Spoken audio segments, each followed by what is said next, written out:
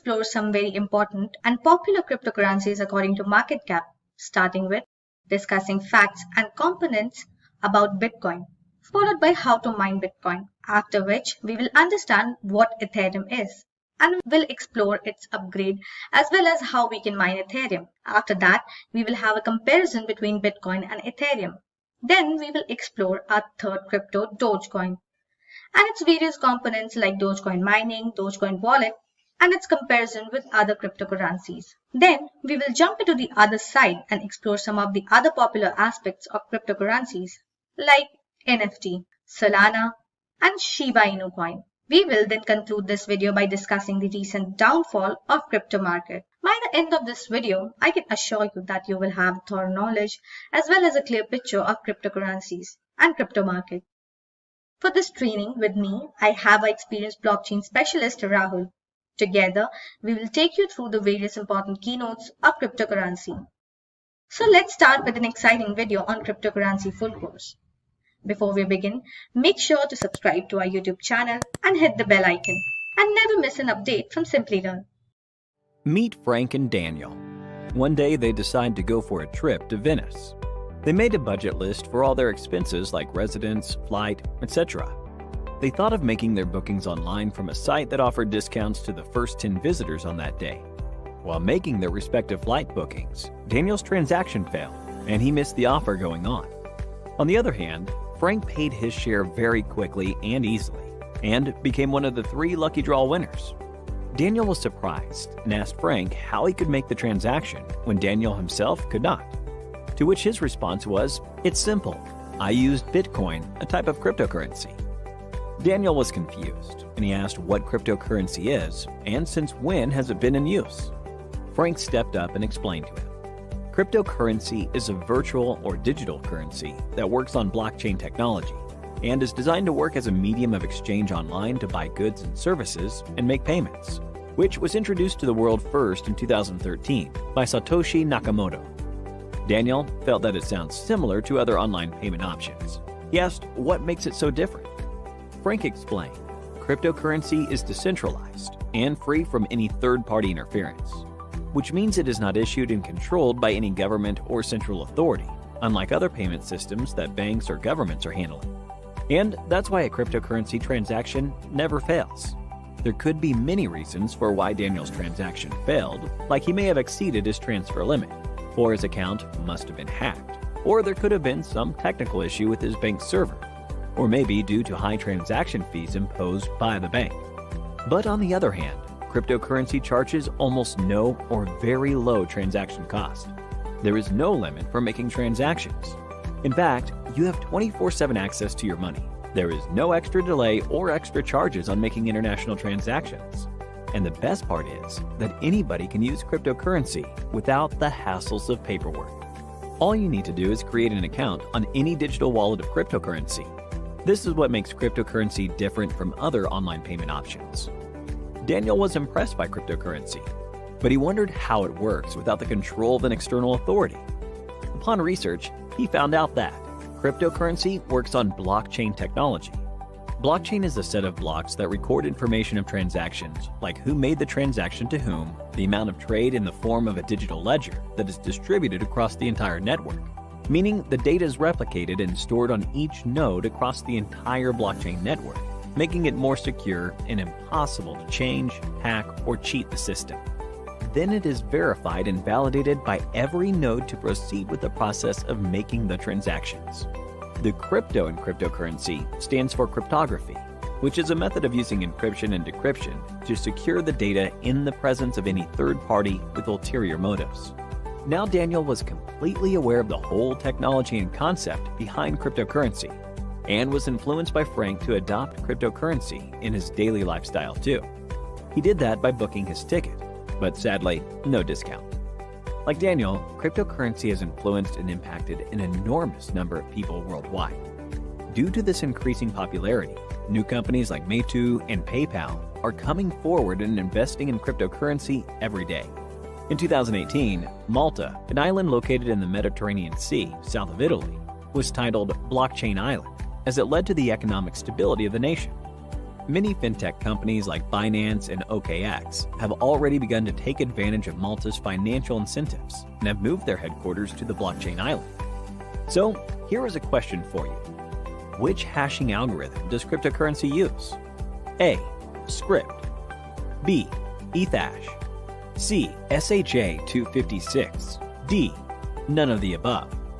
Please give it a thought and drop your answers in the comments section below. 3 lucky winners will receive Amazon gift vouchers. Cryptocurrency is revolutionizing finance and banking around the world. Thanks to cryptocurrency, now anyone with an internet connection can trade, spend, and borrow money around the world, and nobody can stop them. People like Bill Gates, co-founder of Microsoft Corporation, and Elon Musk, CEO of Tesla, support cryptocurrency, as it is much better and secure than physical money and also holds a great future for the world's economy. And on the other hand, some people think of cryptocurrency as a bane to the world's economy, like Warren Buffett, CEO of Berkshire Hathaway, and Ajay Banga, CEO of Global MasterCard, feel that cryptocurrency is a platform of criminal activities and will destroy the world's economy. Well, one thing is clear, that this conflict is going to stay put for a little longer. Hi guys, today we're going to talk about 10 things you didn't know about Bitcoin. Firstly, we have the mysterious creator.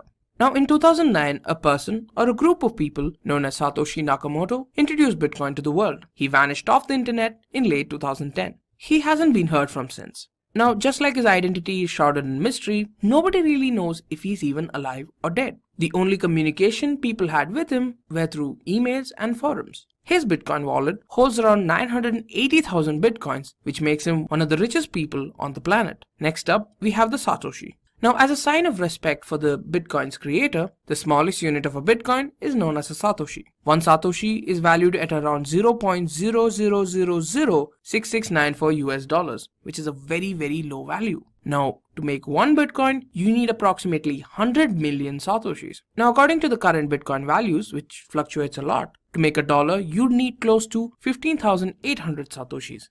Losing Bitcoins. Losing your Bitcoin address, which is also known as your private key, not only means losing your unique identification, it also means you lose all the Bitcoins in your wallet.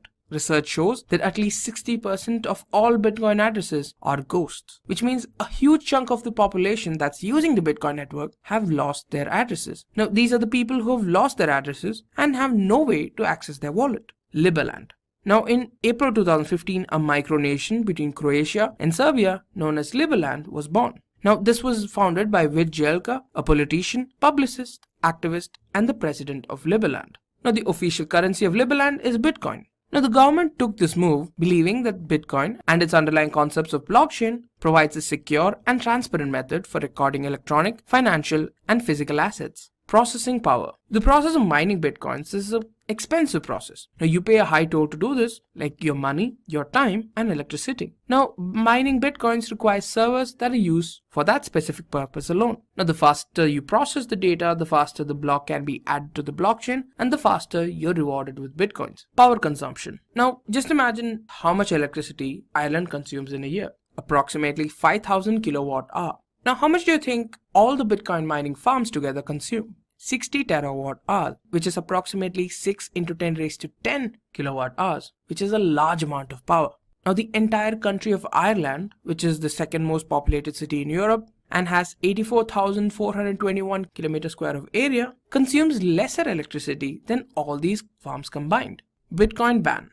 Now, although several countries around the world, like Canada and America, have wholeheartedly accepted Bitcoin, there are some that haven't. Countries like Bolivia, Iceland, Bangladesh, and Ecuador have completely banned the usage of Bitcoins. There are also countries like India, Thailand, and Iran who ask their residents to be careful while using cryptocurrencies. They haven't completely banned it, however. They do not accept it as a legal tender though. Limited number.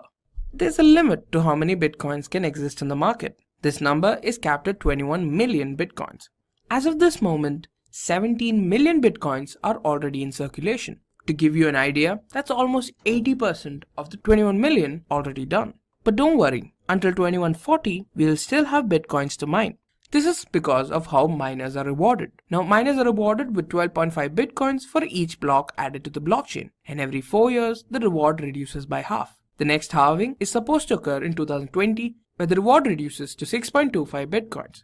the power of B. The terms Bitcoin with an uppercase B and Bitcoin with a lowercase b mean two different things. The only thing that differentiates the two into two completely different things is the letter B. The lowercase b in Bitcoin refers to the cryptocurrency that is used to perform the transactions. The uppercase B in Bitcoin refers to the ledger that stores information regarding these transactions. Faster than supercomputers. The world's fastest supercomputer, the Summit, works at 122.3 petaflops, which is nothing but a quadrillion floating point operations per second. Now, if you take the Bitcoin network completely into consideration, the processing power is about 80,704,290 petaflops. But the only thing here is that a supercomputer can do several different things. But the only thing the Bitcoin network does is add blocks to the blockchain. Let's talk about what is Bitcoin mining. So what is Bitcoin? So let's take an example. So there is someone who wants to send 5 Bitcoins to Rachel. Now we will see how this transaction can happen. Now Bitcoin is based on the concept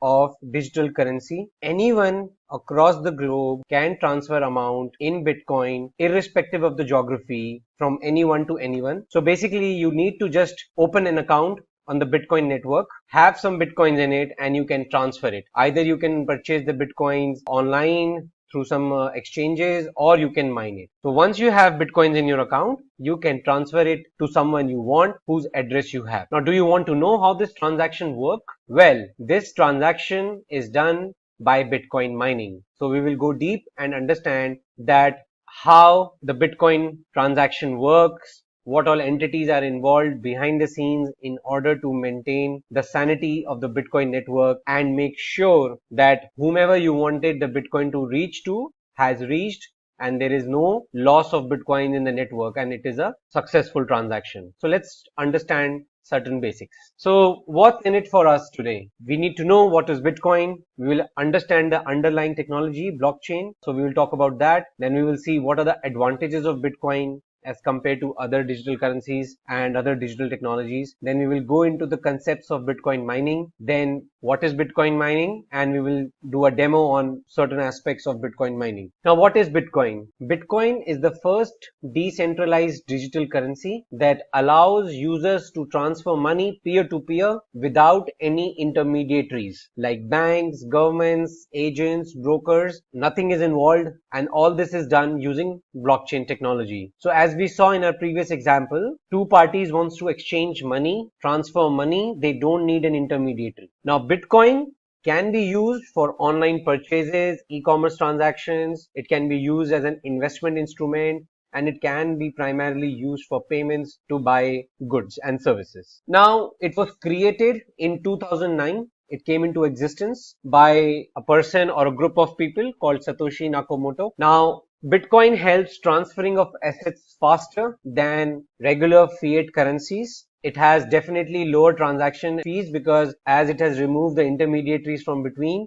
the cost of transaction also goes down, and it is cryptographically secure. It uses cryptography infrastructure, and thereby the identities of the sender and the receiver are also secure, and the entire transaction is cryptographically signed. And the users' information who are doing the transactions or are part of the network is also hidden and secure. Now, what are the advantages of Bitcoin? So it allows fast and quick peer-to-peer transactions. It is impossible to counterfeit or hack the transactions which are running on a Bitcoin network. And it's an overall decentralized process. There is no centralized body which is controlling the transactions or charging a fees in order to validate the transaction. It is the participants in the decentralized network who are taking care of the sanity of the network, thereby making sure that the overall transaction cost is low. All the information is accessible to public. It is available publicly on a public ledger. Anyone can go and view the transactions and the volume of the transactions happening on the Bitcoin network. And it is a low fee transaction. It is comparatively low to other mediums and channels through which today digital transactions are made. What does it mean to have a Bitcoin? Many people have heard of Bitcoin, that it's a fully digital currency with no government to issue it, and that no banks need to manage accounts and verify transactions. And also that no one really knows who invented it. And yet many people don't know the answer to this question, at least not in full. To get there, and to make sure that the technical details underlying the answer actually feel motivated, what we're going to do is walk through, step by step, how you might have invented your own version of Bitcoin.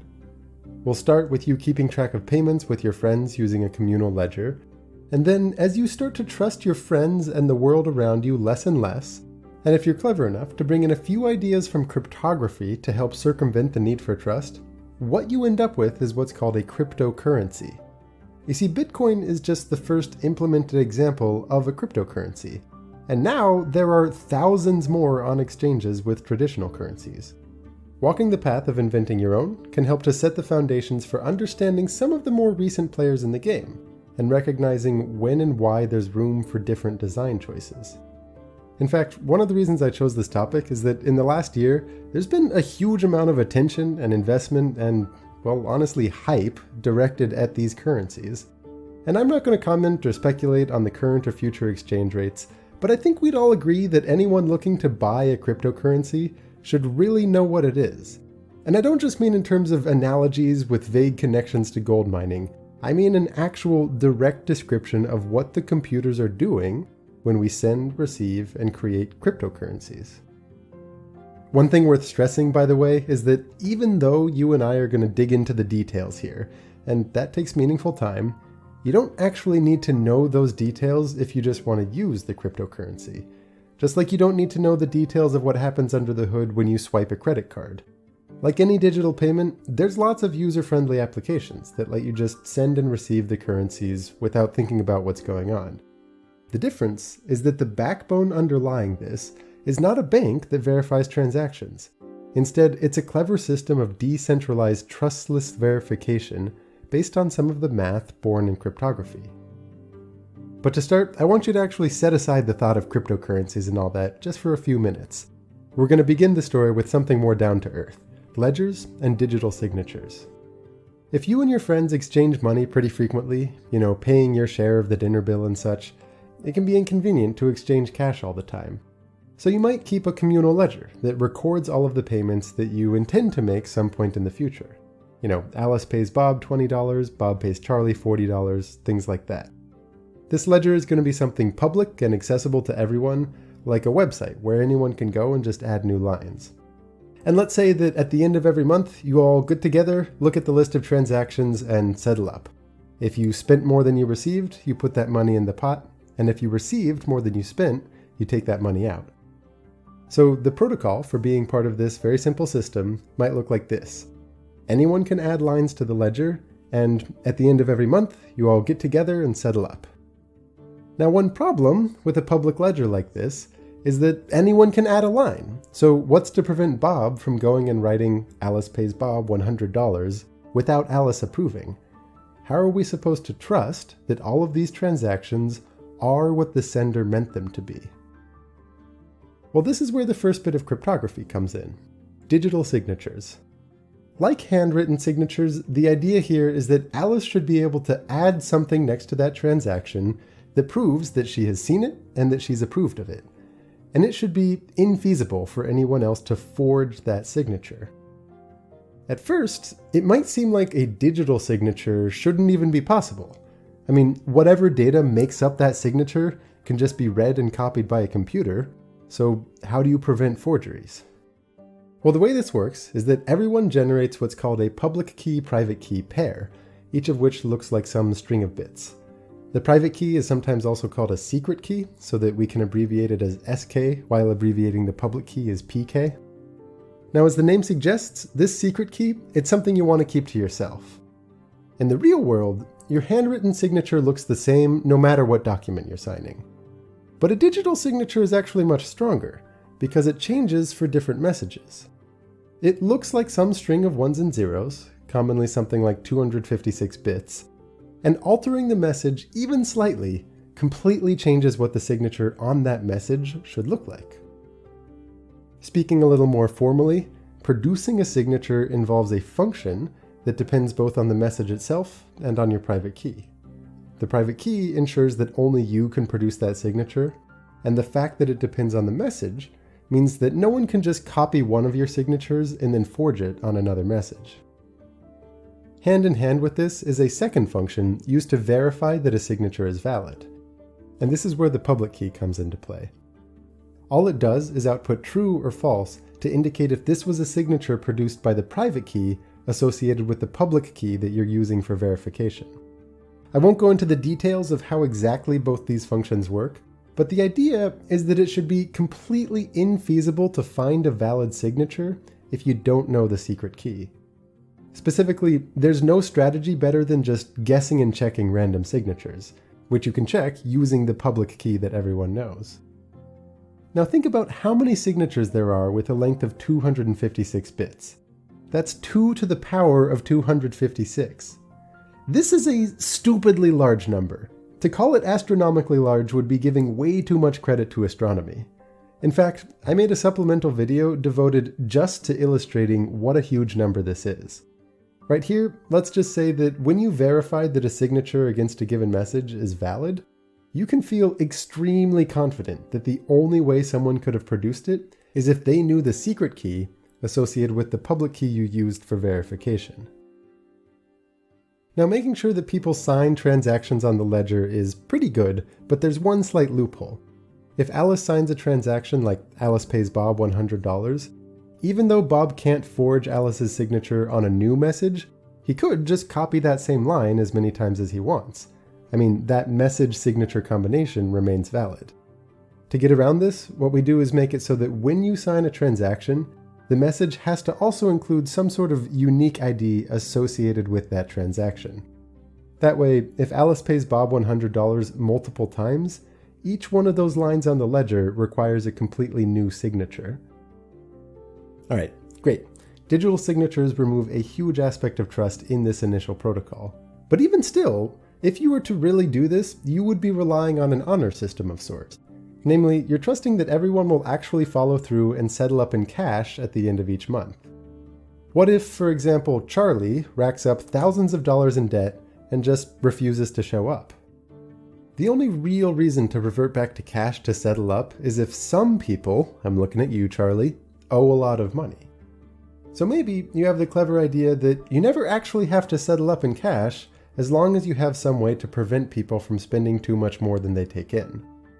Maybe what you do is start by having everyone pay $100 into the pot, and then have the first few lines of the ledger read, Alice gets $100, Bob gets $100, Charlie gets $100, etc. Now, just don't accept any transactions where someone is spending more than they already have on that ledger. For example, if the first two transactions are Charlie pays Alice $50 and Charlie pays Bob $50, if he were to try to add Charlie pays you $20, that would be invalid as if he had never signed it. Notice, this means that verifying a transaction requires knowing the full history of transactions up to that point. And this is, more or less, also going to be true in cryptocurrencies, though there is a little room for optimization. What's interesting here is that this step removes the connection between the ledger and actual physical US dollars. In theory, if everyone in the world was using this ledger, you could live your whole life just sending and receiving money on this ledger without ever having to convert to real US dollars. In fact, to emphasize this point, let's start referring to the quantities on the ledger as ledger dollars, or LD for short. You are, of course, free to exchange ledger dollars for real US dollars. For example, maybe Alice gives Bob a $10 bill in the real world in exchange for him adding and signing the transaction Bob pays Alice 10 ledger dollars to this communal ledger. But exchanges like that, they're not going to be guaranteed by the protocol. It's now more analogous to how you might exchange dollars for euros or any other currency on the open market. It's just its own independent thing. This is the first important thing to understand about Bitcoin, or any other cryptocurrency. What it is a ledger. The history of transactions is the currency. Of course, with Bitcoin, money doesn't enter the ledger with people buying in using cash. I'll get to how new money enters the ledger in just a few minutes. But before that, there's actually an even more significant difference between our current system of ledger dollars and how cryptocurrencies work. So far, I've said that this ledger is in some public place, like a website where anyone can add new lines. But that would require trusting a central location, namely, who hosts the website? Who controls the rules of adding new lines? To remove that bit of trust, we'll have everybody keep their own copy of the ledger. Then when you want to make a transaction, like Alice pays Bob $100 ledger dollars, what you do is broadcast that out into the world for people to hear and to record on their own private ledgers. But unless you do something more, this system is absurdly bad. How could you get everyone to agree on what the right ledger is? When Bob receives a transaction, like Alice pays Bob 10 ledger dollars, how can he be sure that everyone else received and believes that same transaction? That he'll be able to later on go to Charlie and use those same 10 ledger dollars to make a transaction? Really, imagine yourself just listening to transactions being broadcast. How can you be sure that everyone else is recording the same transactions and in the same order? This is really the heart of the issue. This is an interesting puzzle. Can you come up with a protocol for how to accept or reject transactions and in what order, so that you can feel confident that anyone else in the world who's following that same protocol has a personal ledger that looks the same as yours? This is the problem addressed in the original Bitcoin paper.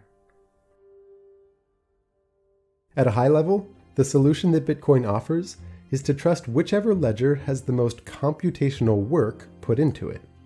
I'll take a moment to explain exactly what that means. It involves this thing called a cryptographic hash function. The general idea that we'll build to is that if you use computational work as a basis for what to trust, you can make it so that fraudulent transactions and conflicting ledgers would require an infeasible amount of computation to bring about. Again, I'll remind you that this is getting well into the weeds beyond what anyone would need to know just to use a currency like this. But it's a really cool idea, and if you understand it, you understand the heart of Bitcoin and of other cryptocurrencies. So first things first, what's a hash function? The inputs for one of these functions can be any kind of message or file, it really doesn't matter. And the output is a string of bits with some kind of fixed length, like 256 bits.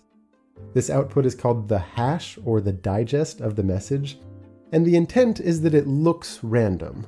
It's not random, it always gives the same output for a given input. But the idea is that if you slightly change the input, maybe editing just one of the characters, the resulting hash changes completely. In fact, for the hash function that I'm showing here, called SHA-256, the way the output changes as you slightly change that input is entirely unpredictable. You see, this is not just any hash function. It's a cryptographic hash function. That means it's infeasible to compute in the reverse direction. If I show you some string of ones and zeros and ask you to find an input so that the SHA-256 hash of that input gives this exact string of bits, you will have no better method than to just guess and check. And again, if you want to feel for how much computation would be needed to go through 2 to the 256 guesses, just take a look at the supplement video. I actually had way too much fun writing that thing. You might think that if you just really dig into the details of how exactly this function works, you could reverse engineer the appropriate input without having to guess and check. But no one has ever figured out a way to do that. Interestingly, there's no cold, hard, rigorous proof that it's hard to compute in the reverse direction. And yet, a huge amount of modern security depends on cryptographic hash functions and the idea that they have this property. If you were to look at what algorithms underlie the secure connection that your browser is making with YouTube right now, or that it makes with your bank, you will likely see the name SHA-256 show up in there. For right now, our focus will just be on how such a function can prove that a particular list of transactions is associated with a large amount of computational effort. Imagine someone shows you a list of transactions, and they say, hey, I found a special number so that when you put that number at the end of this list of transactions and apply SHA-256 to the entire thing, the first 30 bits of that output are all zeros. How hard do you think it was for them to find that number? Well, for a random message, the probability that a hash happens to start with 30 successive zeros is 1 in 2 to the 30, which is about 1 in a billion. And because SHA-256 is a cryptographic hash function, the only way to find a special number like that is just guessing and checking. So this person almost certainly had to go through about 1 billion different numbers before finding this special one. And once you know that number, It's really quick to verify. You just run the hash and see that there are 30 zeros. So in other words, you can verify that they went through a large amount of work, but without having to go through that same effort yourself. This is called a proof of work. And importantly, all of this work is intrinsically tied to the list of transactions. If you change one of those transactions, even slightly, it would completely change the hash. So you'd have to go through another billion guesses to find a new proof of work, a new number that makes it so that the hash of the altered list, together with this new number, starts with 30 zeros. So now think back to our distributed ledger situation. Everyone is there broadcasting transactions, and we want a way for them to agree on what the correct ledger is.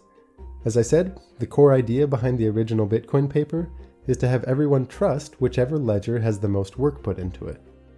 The way this works is to first organize a given ledger into blocks, where each block consists of a list of transactions together with a proof of work. That is, a special number so that the hash of the whole block starts with a bunch of zeros. For the moment, let's say that it has to start with, 60 zeros, but later we'll return back to a more systematic way you might want to choose that number. In the same way that a transaction is only considered valid when it's signed by the sender, a block is only considered valid if it has a proof of work. And also, to make sure that there's a standard order to these blocks, we'll make it so that a block has to contain the hash of the previous block at its header. That way, if you were to go back and change any one of the blocks, or to swap the order of two blocks, it would change the block that comes after it, which changes that block's hash, which changes the one that comes after it, and so on.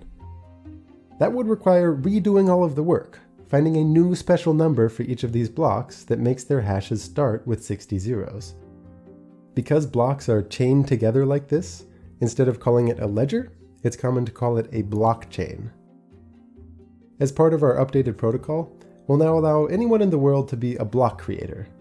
What that means is that they're going to listen for transactions being broadcast, collect them into some block, and then do a whole bunch of work to find a special number that makes the hash of that block start with 60 zeros.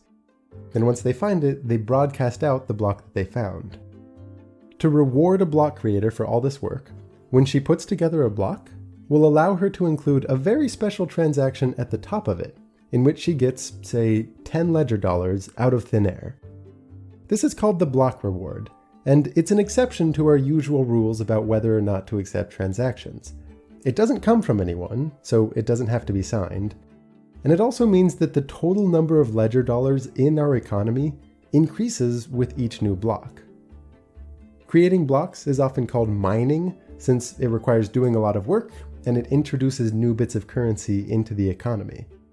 But when you hear or read about miners, keep in mind that what they're really doing is listening for transactions, creating blocks, broadcasting those blocks, and getting rewarded with new money for doing so.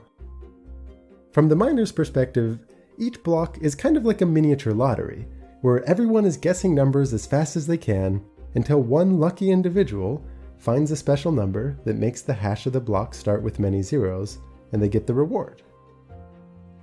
For anyone else who just wants to use this system to make payments, instead of listening for transactions, they all start listening just for blocks being broadcast by miners and updating their own personal copies of the blockchain. Now, the key addition to our protocol is that if you hear two distinct blockchains with conflicting transaction histories, you defer to the longest one, the one with the most work put into it. If there's a tie, just wait until you hear an additional block that makes one of them longer. So even though there's no central authority and everyone is maintaining their own copy of the blockchain, if everyone agrees to give preference to whichever blockchain has the most work put into it, we have a way to arrive at decentralized consensus. To see why this makes for a trustworthy system, and to understand at what point you should trust that a payment is legit, it's actually really helpful to walk through exactly what it would take to fool someone using this system.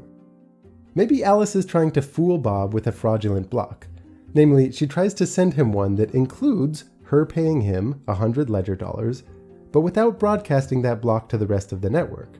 That way, everyone else still thinks that she has those 100 ledger dollars. To do this, she would have to find a valid proof of work before all of the other miners, each working on their own block. And that could definitely happen. Maybe Alice just happens to win this miniature lottery before everyone else. But Bob is still going to be hearing the broadcasts made by other miners.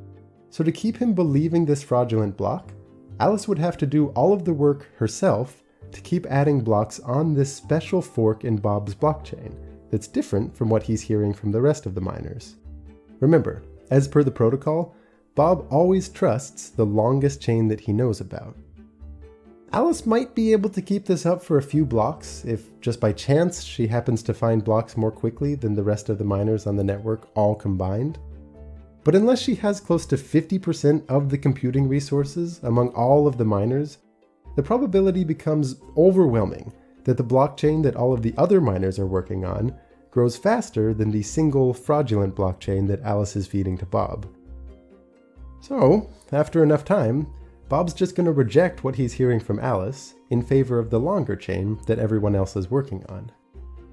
Notice, that means that you shouldn't necessarily trust a new block that you hear immediately. Instead, you should wait for several new blocks to be added on top of it. If you still haven't heard of any longer blockchains, you can trust that this block is part of the same chain that everyone else is using. And with that, we've hit all the main ideas. This distributed ledger system, based on a proof of work, is more or less how the Bitcoin protocol works, and how many other cryptocurrencies work. There's just a few details to clear up. Earlier, I said that the proof of work might be to find a special number so that the hash of the block starts with 60 zeros. Well, the way the actual Bitcoin protocol works is to periodically change that number of zeros so that it should take, on average, 10 minutes to find a new block. So as there are more and more miners added to the network, the challenge actually gets harder and harder in such a way that this miniature lottery only has about one winner every 10 minutes. Many newer cryptocurrencies actually have much shorter block times than that. And all of the money in Bitcoin ultimately comes from some block reward. In the beginning, these rewards were 50 Bitcoin per block. There's actually a great website you can go to called Block Explorer that makes it easy to look through the Bitcoin blockchain. And if you look at the very first few blocks on the chain, they contain no transactions other than that 50 Bitcoin reward to the miner. But every 210,000 blocks, which is about every 4 years, that reward gets cut in half. So right now, the reward is 12.5 Bitcoin per block. And because this reward decreases geometrically over time, it means there will never be more than 21 million Bitcoin in existence. However, this doesn't mean that miners will stop earning money. In addition to the block reward, miners can also pick up transaction fees. The way this works is that whenever you make a payment, you can purely optionally include a little transaction fee with it that's going to go to the miner of whichever block includes that payment. The reason you might do that is to incentivize miners to actually include the transaction that you broadcast into the next block. You see, in Bitcoin, each block is limited to about 2,400 transactions, which many critics argue is unnecessarily restrictive. For comparison, Visa processes an average of about 1,700 transactions per second, and they're capable of handling more than 24,000 per second. This comparatively slow processing on Bitcoin makes for higher transaction fees, since that's what determines which transactions miners choose to include in a new block.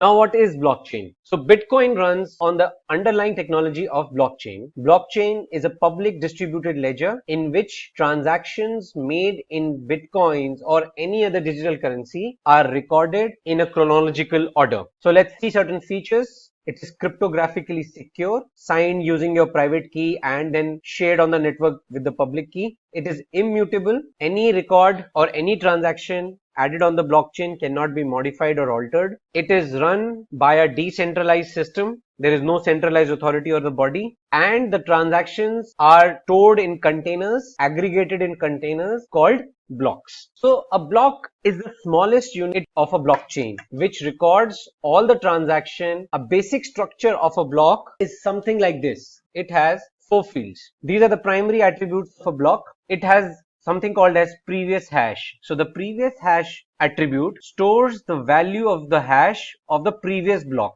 and that's how the blocks are linked to each other. Data, this is the aggregated set of transactions which are included in this block.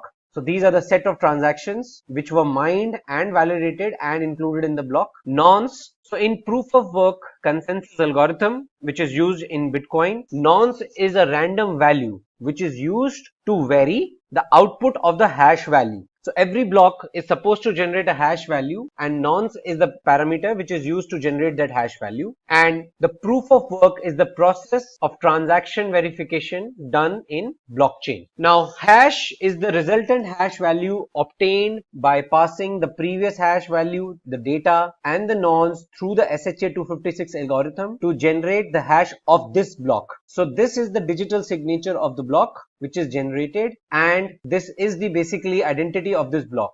Now SHA-256 is a cryptographic hash algorithm which produces a unique 256-bit alphanumeric hash value for any given input, and that is the unique feature of this cryptographic algorithm. Whatever input you give, it will always produce a 256-bit hash. Now let's understand the concepts of Bitcoin mining. What is Bitcoin mining? Bitcoin mining is the process of verifying Bitcoin transactions and recording them onto the public blockchain ledger. In blockchain, the transactions are verified by Bitcoin users. So basically, the transactions have to be verified by none other than the participants of the network, those who have the required hardware and computing power, and those entities are called miners, so we will be talking about them later. But the point to be highlighted is that there is nothing like a centralized body as in case of legacy transactions where we used to be dependent on a regulatory or governing body or a bank to make our transactions go through. Now in Bitcoin, here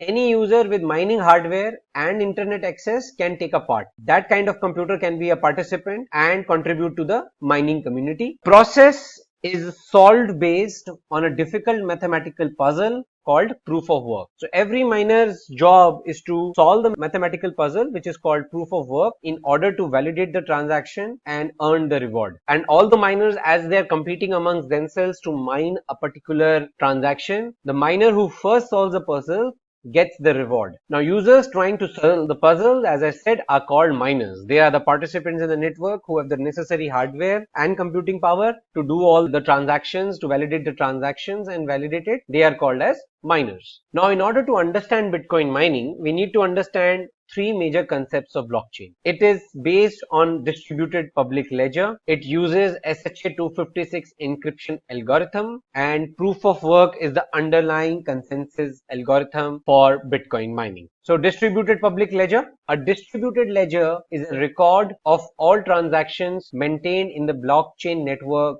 across the globe. In the network, the validations of transaction is done by Bitcoin users called as miners, SHA-256. Now, blockchain prevents unauthorized access by using a hash function called SHA-256 to ensure that the blocks are kept secure. They are digitally signed. Their hash value once generated cannot be altered. Now, SHA-256, it takes an input string of any size and returns a fixed length 256-bit output value, and that is the primary feature of SHA-256 encryption algorithm. You give any input, it will always give you a 256-bit output, and it is a one-way function. You cannot derive the input reversely from the output what you have generated. And third is the proof of work. In blockchain, mining is a process to validate transactions by solving a difficult mathematical puzzle called proof of work. Now, in order to do that, the primary objective of the miner is to determine the nonce value, and that nonce value is that mathematical puzzle that miners require to solve in order to generate a hash which is less than the target defined by the network for a particular block. Now, in the Bitcoin network, users trying to solve mathematical puzzle are called as miners. Now, the puzzle is solved by varying a nonce which produces a hash value lower than a predefined condition which is called as the target. Miners verify the transactions and add the block to the blockchain when confirmed and verified. As of today, the miners who solve the puzzle gets a reward of 12.5 bitcoins. Now, once a block is added to the blockchain, the bitcoins associated with the transactions can be spent. So once the block is validated, then the transfer of bitcoins associated with the transactions aggregated in the block, the transfers are made then from one account to the another. Now, in order to generate the hash, let's see, you use the SHA-256 hashing algorithm. You define the hash value. If it is less than the defined condition, the target, then the puzzle is deemed to be solved. And if not, then you keep on incrementing nonce value and you repeat the SHA-256 hashing function, passing on to the nonce value, and you generate the hash value again, and you keep doing this process till the time you get the hash value which is less than the target. Now let's take an example. So for example, Beyonce wants to share 10 Bitcoin with Jennifer. Now in order to do that, what will be the steps? So Beyonce's transaction data is shared with Bitcoin users, the miners from the memory pool. The transaction goes and sits in a memory pool of unmined transactions. So in a memory pool, set of unmined or unconfirmed transactions wait until they are verified and included in a new block. They remain in that unconfirmed transaction pool. Now, miners competing to validate the transaction using proof of work, they keep on continuously polling the unconfirmed transaction pool. They pick up those transactions and start validating those transactions. They aggregate in a data block and start validating. They start solving the puzzle. The miner who solves the puzzle first shares his result across the other nodes, the other set of miners. Now, once the block is being verified, the nonce has been generated, then the nodes will start granting their approval. If maximum nodes grant their approval, the block becomes valid and is added to the blockchain. Now simultaneously, the miner who has solved the puzzle will also receive the reward in the meanwhile, which will be of 12.5 Bitcoin, which as of today stands at 98k around dollars. Now the bitcoins, the 10 BTC for which the transaction was initiated, now will get triggered and will get transferred from Beyonce to Jennifer. Now let's take a look at certain facts. In proof of work, a predefined condition, the target, is adjusted for every 2016 block, which is approximately every 14 days. And an average time to mine a block is 10 minutes. So basically, the target keeps automatically adjusting itself to keep the block generation within the 10-minute time frame. So this is the representation. So in order to keep the time frame for block generation within 10 minutes, the target keeps on adjusting itself. Now, the difficulty of the puzzle changes, the target changes depending on the time it takes to mine a block. So this is how a difficulty of a block is being generated. It is the hash target of the first block divided by the hash target of the current block. So this is the difficulty which is being changed after every 2016 blocks. So basically it is very hard to generate the proof of work, but it is very easy to verify by the miners. So once you have solved the puzzle and you have broadcasted that yes, you have earned, you have validated a record, you have determined the puzzle, for other miners it is very easy to verify what you have done. And once they give their consensus, the majority, then the block gets validated and gets added to the blockchain. Now, since the difficulty depends on the hash target, its value keep on changing after every 2016 block, as I said. And as you can see, in due course, from the day of inception of Bitcoin in 2009 till today, difficulty has increased exponentially and it has been increasing, and thereby the entire effort of mining and the computing power is also increasing. So as of what was the resources which were required to do mining in 2009, you require more hashing power, more computing power in order to do the mining today. Now, what if someone tries to hack the data? So let's see. Blockchain is a chain of blocks, A, B, C. Now, each block has solved a puzzle and generated a hash value of its own, which is its identifier. Now, suppose a person tries to tamper a block, the block B, and tries to change the data, which is aggregated in the block. So if the data of the block will change, the hash value, which is the digital signature of the block, will also change. Thereby, it will corrupt the chain which is subsequent to it, basically the blocks ahead of block B will all get delinked because the previous hash value of block C will not remain valid. So in order for the hacker to make the entire blockchain valid for the block B which he has changed, he has to change the hash value of all the blocks ahead of block B, which will require huge amount of computing power, which will be next to impossible. So as you see, the results in the following block being invalid. So with this whole thing, the blockchain is making sure that the entire sequence remains non-hackable and prevent data modification. Now let's see what are the underlying hardware requirements for Bitcoin mining and how the hardware has evolved. So in the early days, miners used to solve the puzzles using regular processors, the controlling processor unit CPUs. Now, but it used to take a lot of time for mining, though the difficulty levels were low, but still it used to take a lot of time. Now, as I said, the difficulties level keep on changing and growing. So the miners also had to increase the processing power. So they discovered that graphical processing units, GPUs, proved to be more efficient than regular CPUs. So, but this also had a drawback of consumption of electricity. So any miner who has to calculate the return on investment on the hardware, he also has to accommodate the cost of electricity and other resources which are going in order to do the mining. So finally, as of today, they are using a hardware called ASIC, application specific integrated circuit, which was specifically introduced for mining, which consumes less power and has a higher computing power and a better hardware for mining. So miners are profitable when their cost of resources to mine one block is less than the price of the reward they receive. So definitely they have to have the investment less than the reward what they earn. So as of today in blockchain, miners use their resources to verify a transaction. Each time a block is mined, new bitcoins are created in the network. So the Bitcoin total supply is limited. It is at $21 million.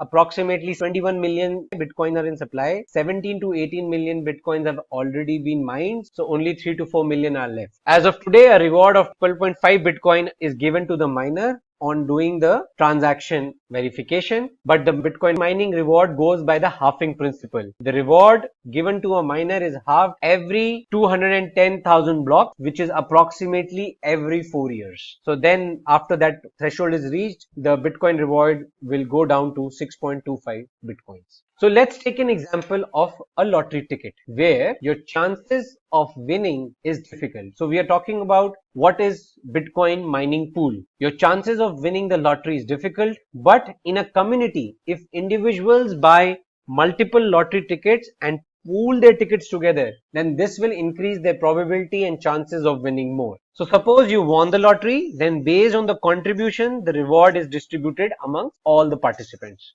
Bitcoin mining pool is a similar thing. It's a process where multiple nodes share their resources together to mine a block. Now when a block is solved, the miners split the reward equally based on the amount of processing power they have invested. So it takes the pool members to generate a final hash value. Then it checks how much amount of work was contributed by each pool member. And as a result, the Bitcoin reward gets distributed proportionally amongst the participants. Now let's take a look at a demo on how can you see what is the Bitcoin reward. Now this is an actual block of the Bitcoin network. As you can see, this is a block and this is the block reward, 12.5 Bitcoin. So this was a block which was mined.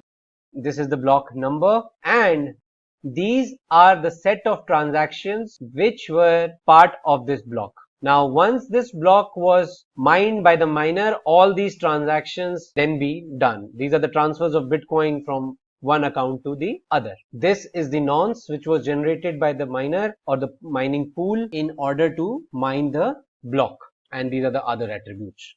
And if you take a look at this URL, this is an example of a mining pool. It's a demo account where the participants have shared their mining resources and they are mining it in a pool. And see, this is the reward for which they are mining. This is the unconfirmed reward. This is the confirmed reward. This is what they have already validated and this is what they have earned so far.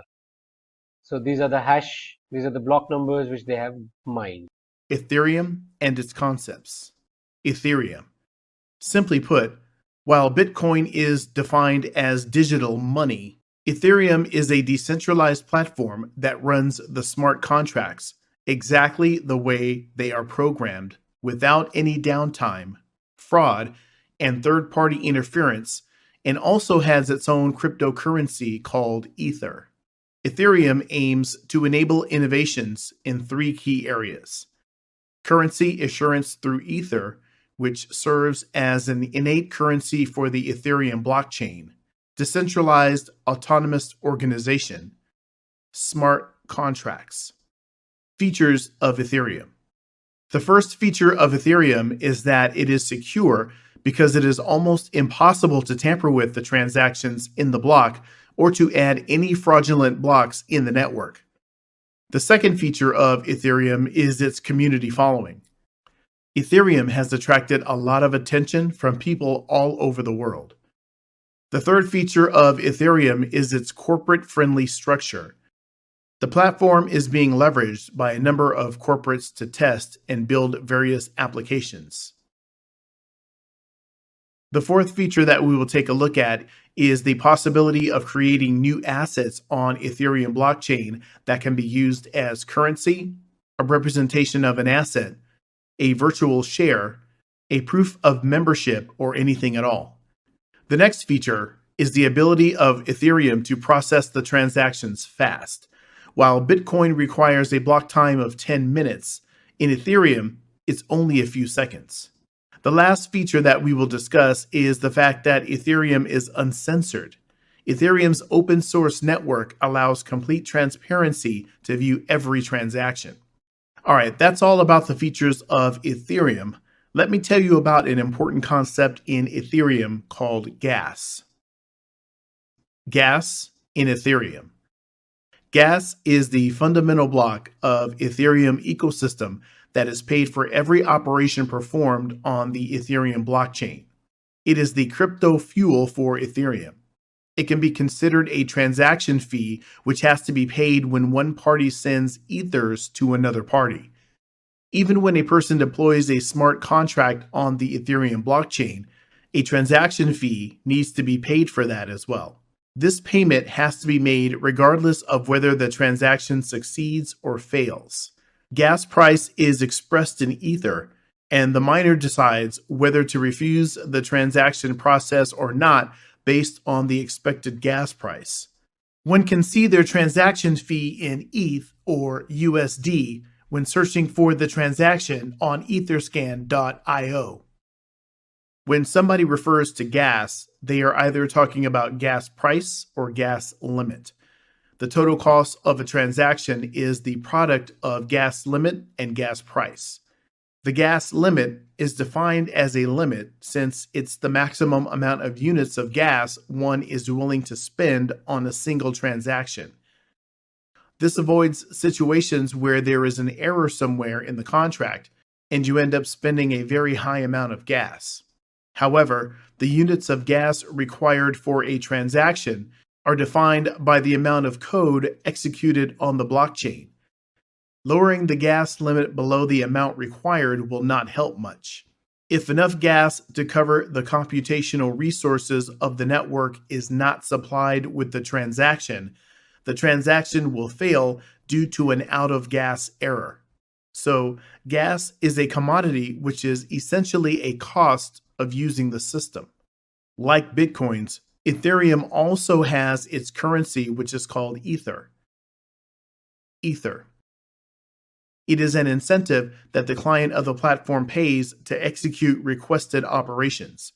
It ensures that the developers write error-free codes because unnecessary codes will increase the cost.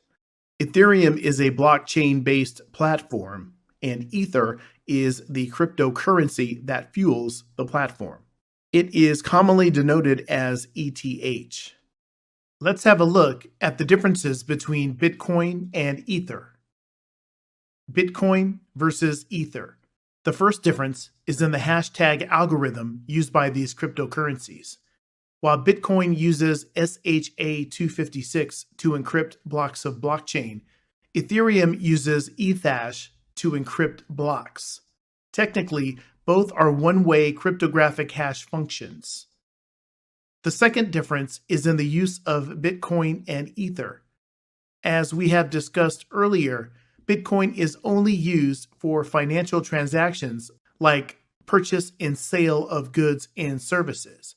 However, Ethereum, being a Turing-complete platform, also supports smart contracts and decentralized applications. The third difference is in the price of the two cryptocurrencies. Currently, the price of BTC is approximately $3,500 while that of ETH is approximately $100. The market cap of BTC is almost 6 times greater than that of BTC, even though ETH has a higher circulating supply.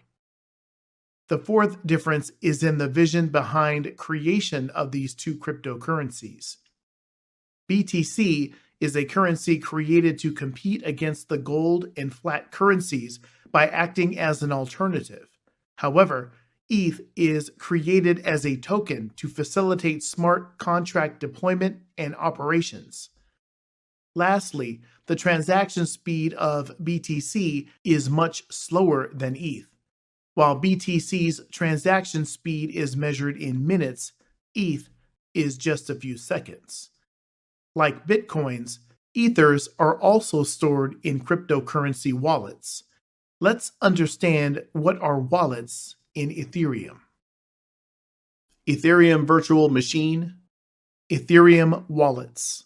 A wallet is the place to securely store Ethers and other cryptocurrencies. Basically, a wallet stores the means of accessing your currency using the private key.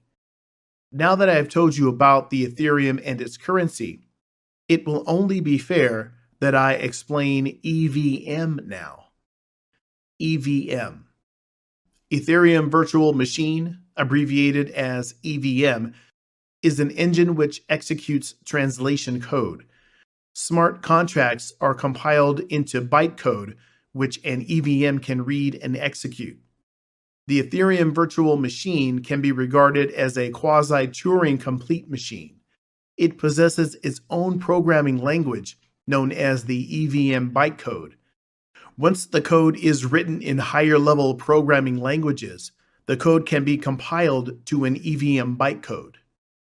The Ethereum Virtual Machine uses a set of instructions called opcodes to execute specific tasks. Thus, if a user triggers a transaction of 5 ETH using his desktop wallet, the wallet sends the message to the EVM, which connects with the wallet address on the Ethereum network to process the transaction and send it to the receiver. Smart contracts are written in Ethereum-specific programming languages. Let's learn more about these languages. Ethereum languages.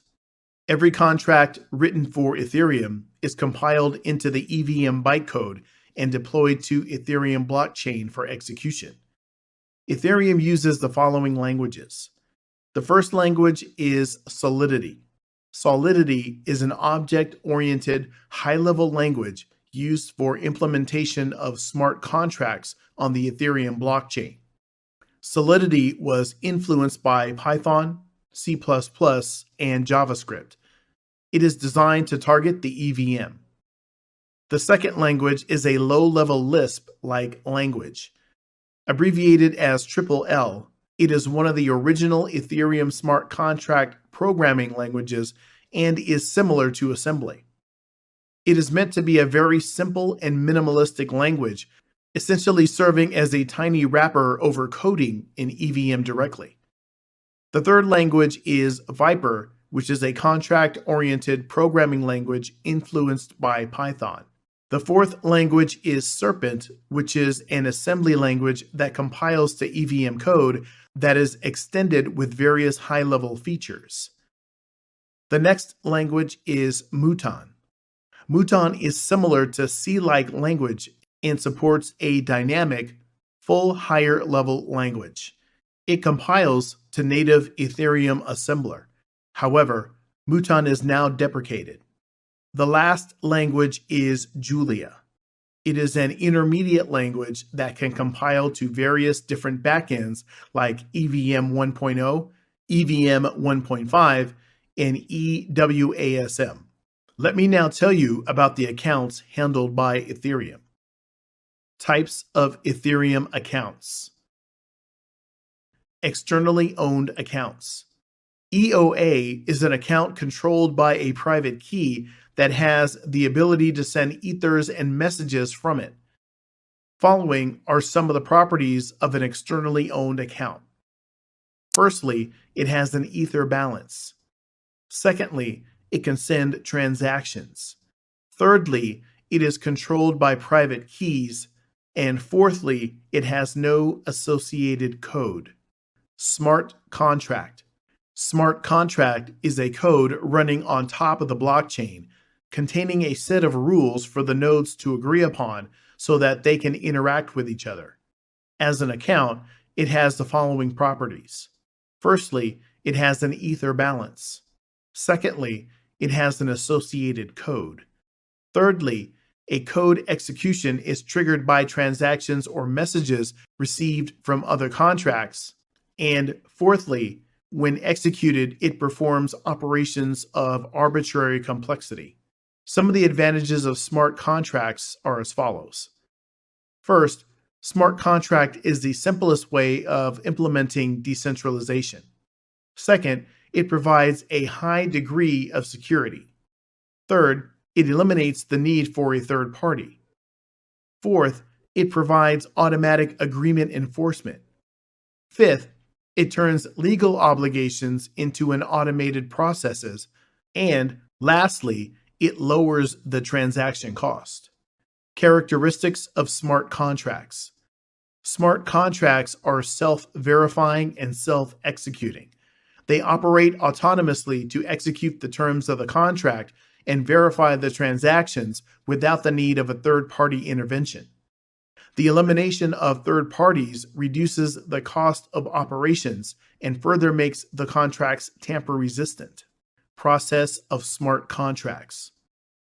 In this slide, we will understand how the smart contract works. First, an optional contract between the parties is written as a code into the blockchain. The individuals involved are anonymous, but the contact is made through a public ledger. Then, a trigger event like an expiration date or a strike price is hit, and the contract executes itself according to the coded terms. Next, regulators can use the blockchain to understand the activities in the market while maintaining the privacy of an individual's position. Let me show you the implementation of smart contract in a simple use case. Smart contract example. Here we have an example showing the purchase and sale of a house. Thus, once a buyer is matched with a seller, all assets are sent into the contract. The contract then distributes the assets based on certain predetermined conditions agreed between both parties and coded into the smart contract. Thus, the settlement is automated and the ownership becomes undisputed due to the transparency of blockchain. EOA versus smart contract. In this slide, we will understand the difference between an EOA and a smart contract based on 4 critical properties. Nonce. In an externally owned account, nonce represents the number of transactions sent from the account's address. However, in a contract account, the nonce is the number of contracts created by the account.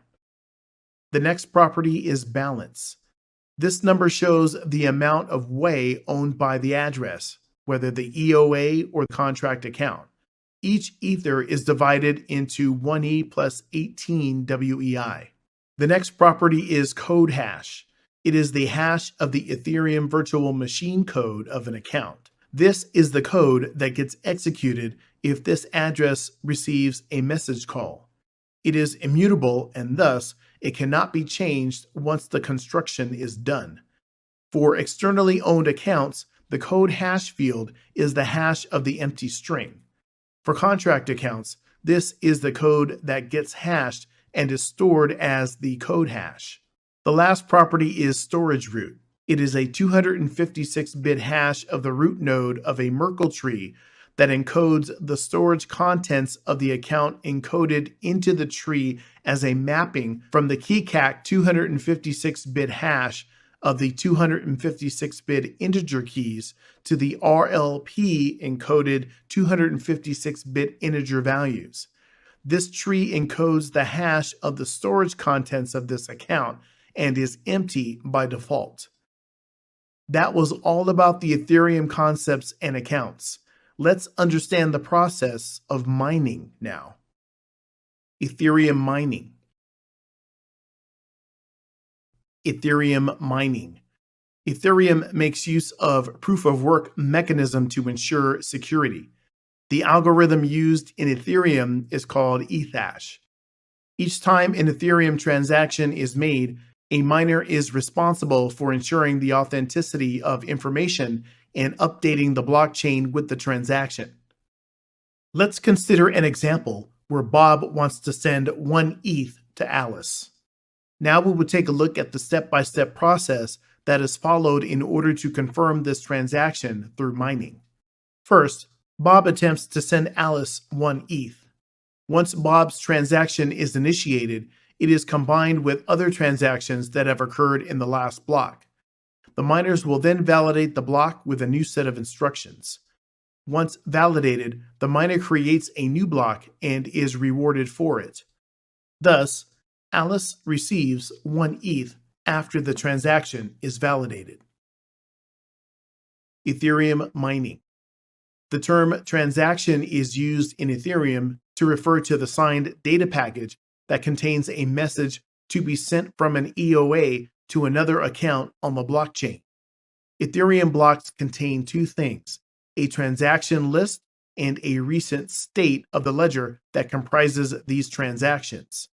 In the example shown on the screen, we can see a transaction where one wallet sends 20 ETH to another wallet.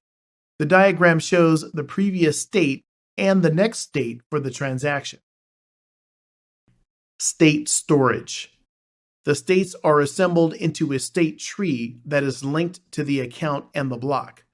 The Ethereum includes state roots that store the root hash of the hash tree, which represents the system state when the block was created.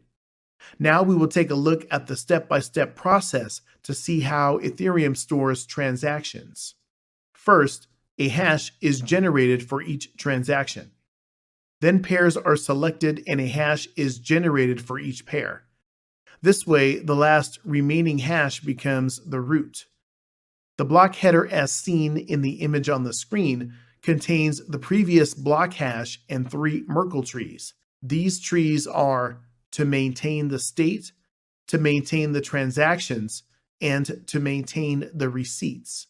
Also, each block always refers to its previous block's hash. Ethereum ecosystem. Types of Ethereum tools. The Ethereum ecosystem consists of 8 major tools. They are Geth, Ganache, Parity, MetaMask, Mist Wallet, Swarm, IPFS, Whisper. Now, let's move forward and take a look at each of these in detail. Geth. Geth is a multi-purpose command line tool that runs an Ethereum node implemented in Go. It is the official Golang implementation of the Ethereum protocol and is commonly used to interact with the Ethereum network. Though there are several ways to download Geth, the fastest one is to get it from the ethereum.org website. Next, we have Ganache CLI. Ganache CLI. Ganache CLI is a customizable and fast emulator for blockchain, which permits making calls to blockchain without the need for running an actual Ethereum node. Following are some of the properties of Ganache. Firstly, transactions are mined instantly. Secondly, no transaction cost.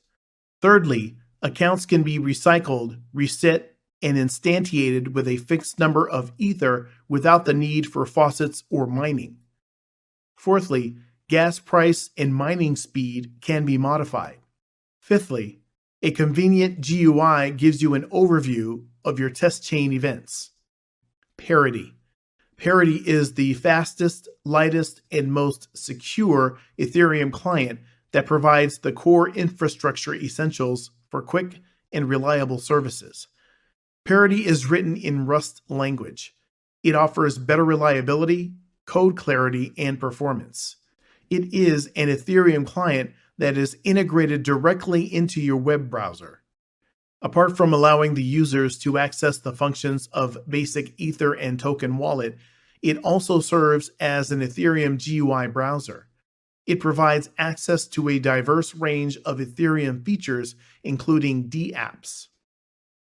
MetaMask.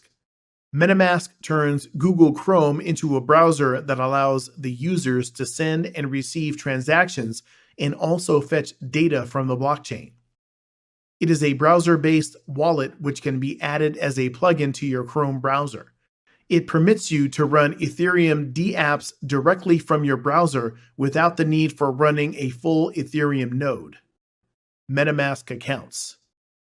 Practically, it is unrealistic for everyone in the world to run a node to interact with the Ethereum blockchain.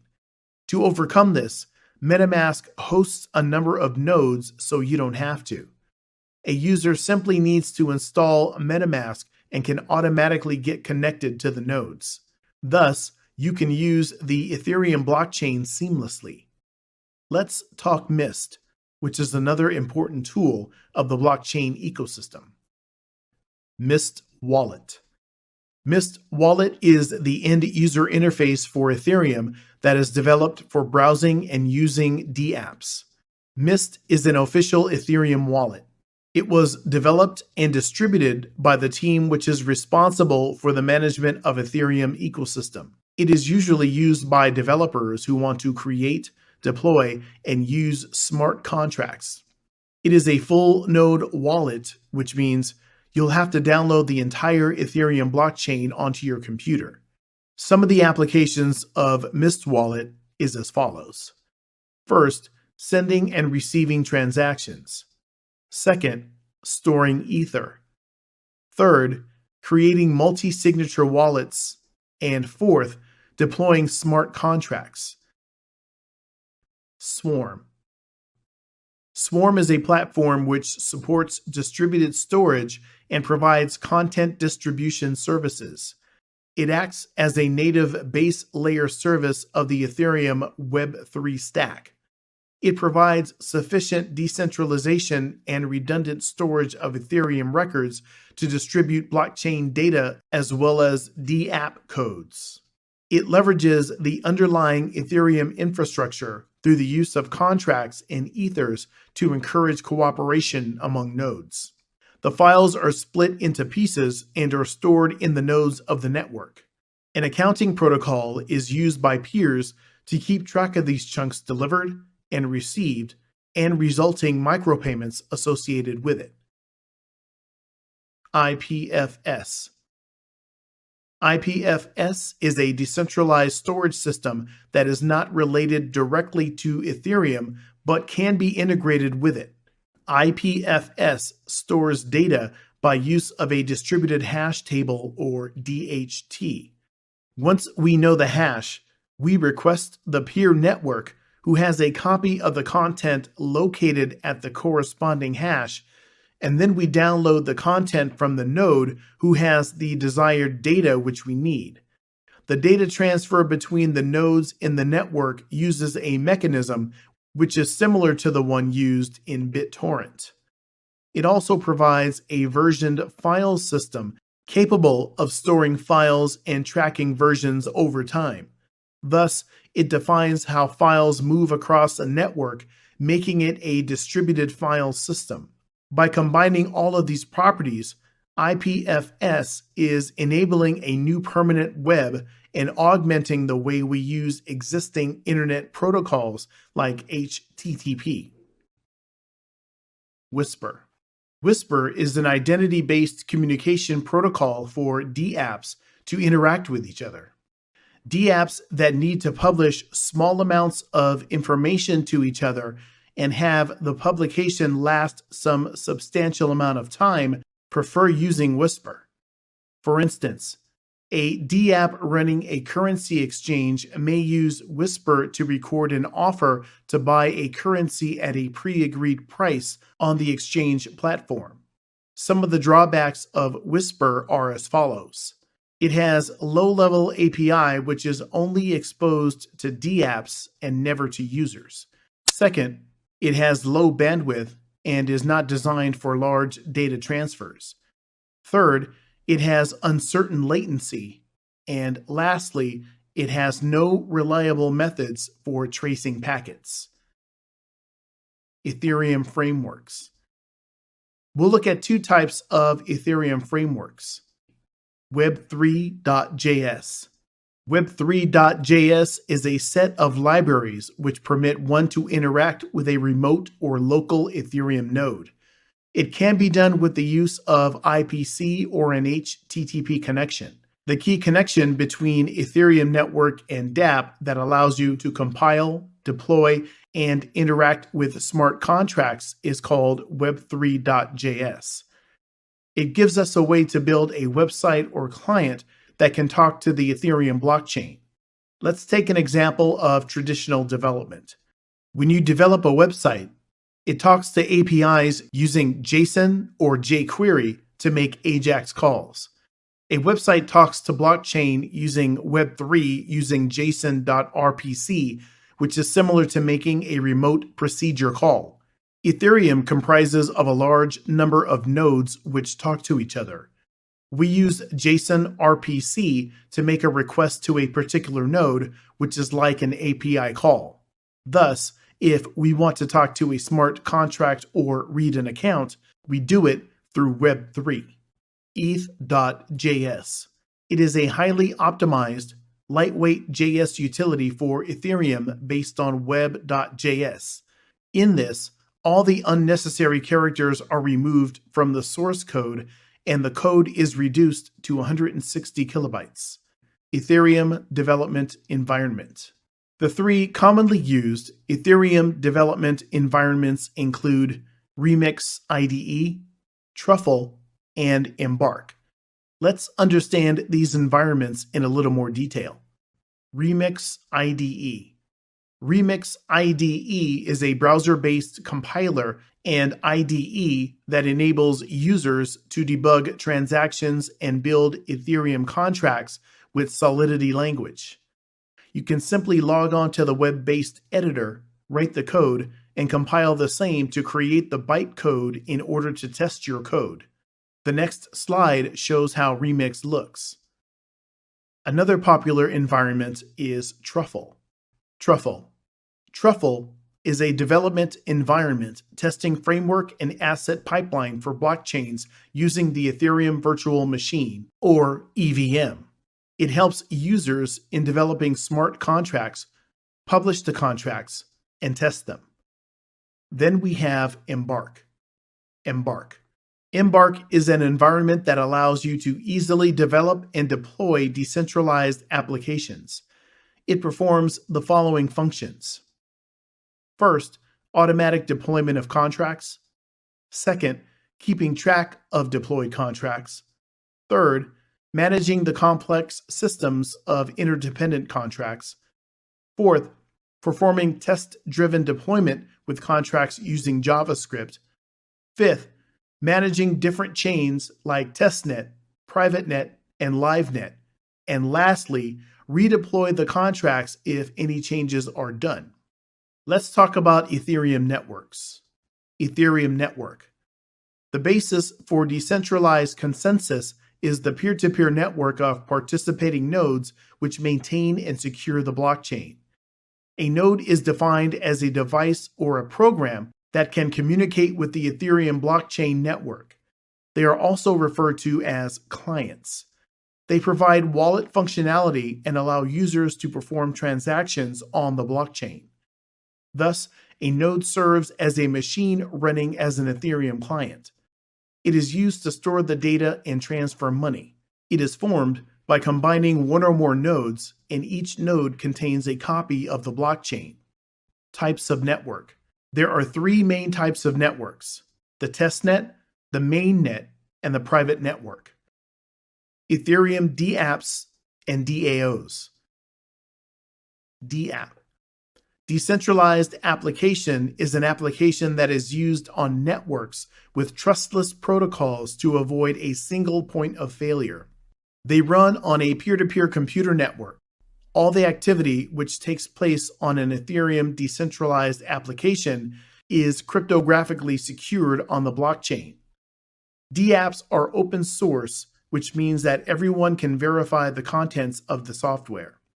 Some properties of DApps are as follows. It uses Ethereum as a development platform. It uses cryptographically encoded blocks. It is not governed by a central server, and there is no master copy of DApp. Let's talk about the advantages of DApps now. Advantages of DApp. Ethereum dApps have the following advantages: improved stability due to a distributed network, higher reliability, automatic credentials assigned through smart contracts, no downtime, no third-party intervention, and high security. Example of dApps. Some of the known examples of dApps include WeFund, Storage, KYC Chain, and 4G Capital. These companies have developed different applications using blockchain. Next, we have the DAOs. DAO. DAOs are organizations designed to hold assets and use the voting system to distribute them. They exist entirely on blockchain and are governed by the consensus protocols. They show the potential of blockchain to revolutionize human social institutions called DAOs. It is an organization run by rules agreed through a consensus process among its members and written in a set of contracts run via a blockchain. It is an open source software capable of modification by its members. Process of a DAO. Now, let's take an example and see how this works. Let's consider that a country is holding elections and wants to prevent fraud in the voting system. A DAO is created to keep transparency in the voting. This is ensured by embedding predefined conditions in the code. People eligible to vote are assigned voting tokens and the voting starts. Every vote is processed on the Ethereum blockchain, and it ensures transparency by allowing everything to run in a decentralized way. In this video, we will explore Ethereum mining and will go through some of the fascinating concepts and components revolving around it. First, we will have an introduction to Ethereum. Then, we will understand what is Ethereum mining. Then we will explore why should we mine Ethereum.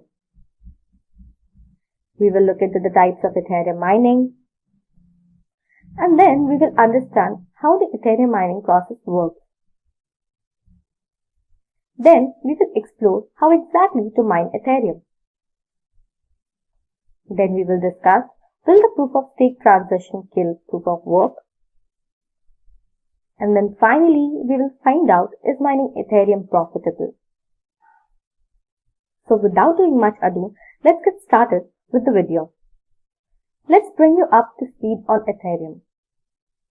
Ethereum is defined as a blockchain-based computing platform that enables its developers to build and deploy decentralized applications and make sure all the transactions are cryptographically secure in the network.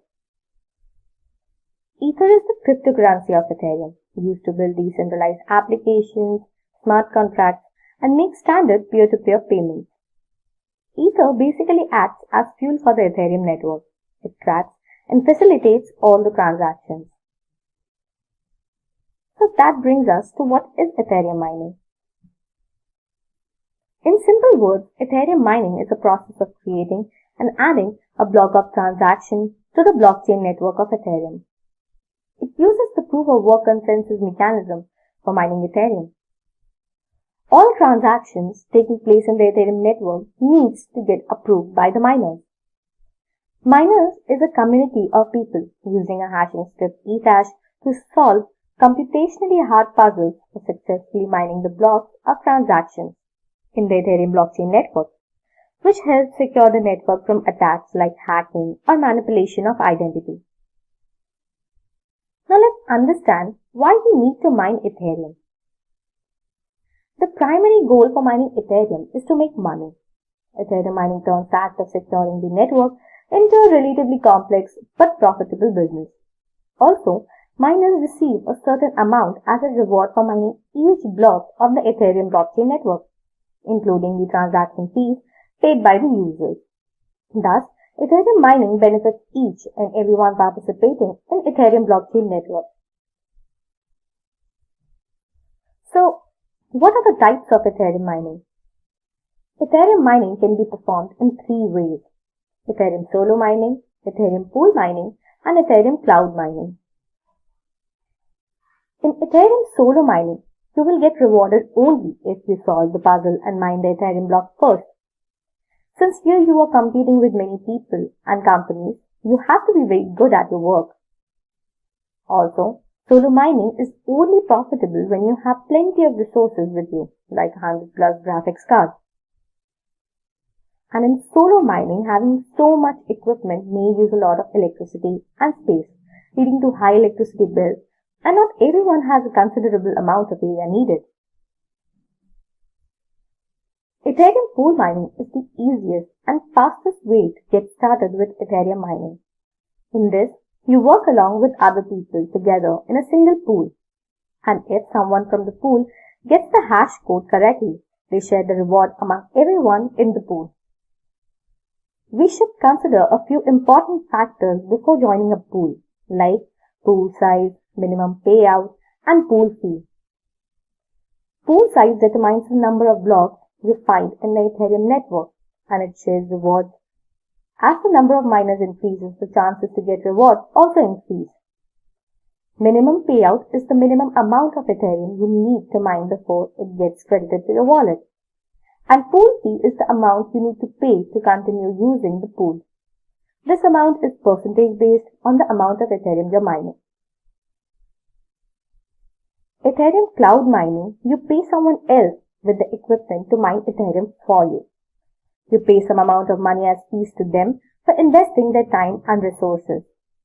And in return, they provide you with the reward they gain by the mining Ethereum. But this technique of mining Ethereum has some pros and cons too. Pros, you're not responsible for any equipment damage. You don't have to acquire all the necessary equipment and look for ample space to store it. You can sit back, observe the market, and enjoy the reward for your investment in Ethereum mining. Cons, if the Ethereum price drops, then there is no way you are getting your money back. The money you invested or the fees paid to the miner is lost.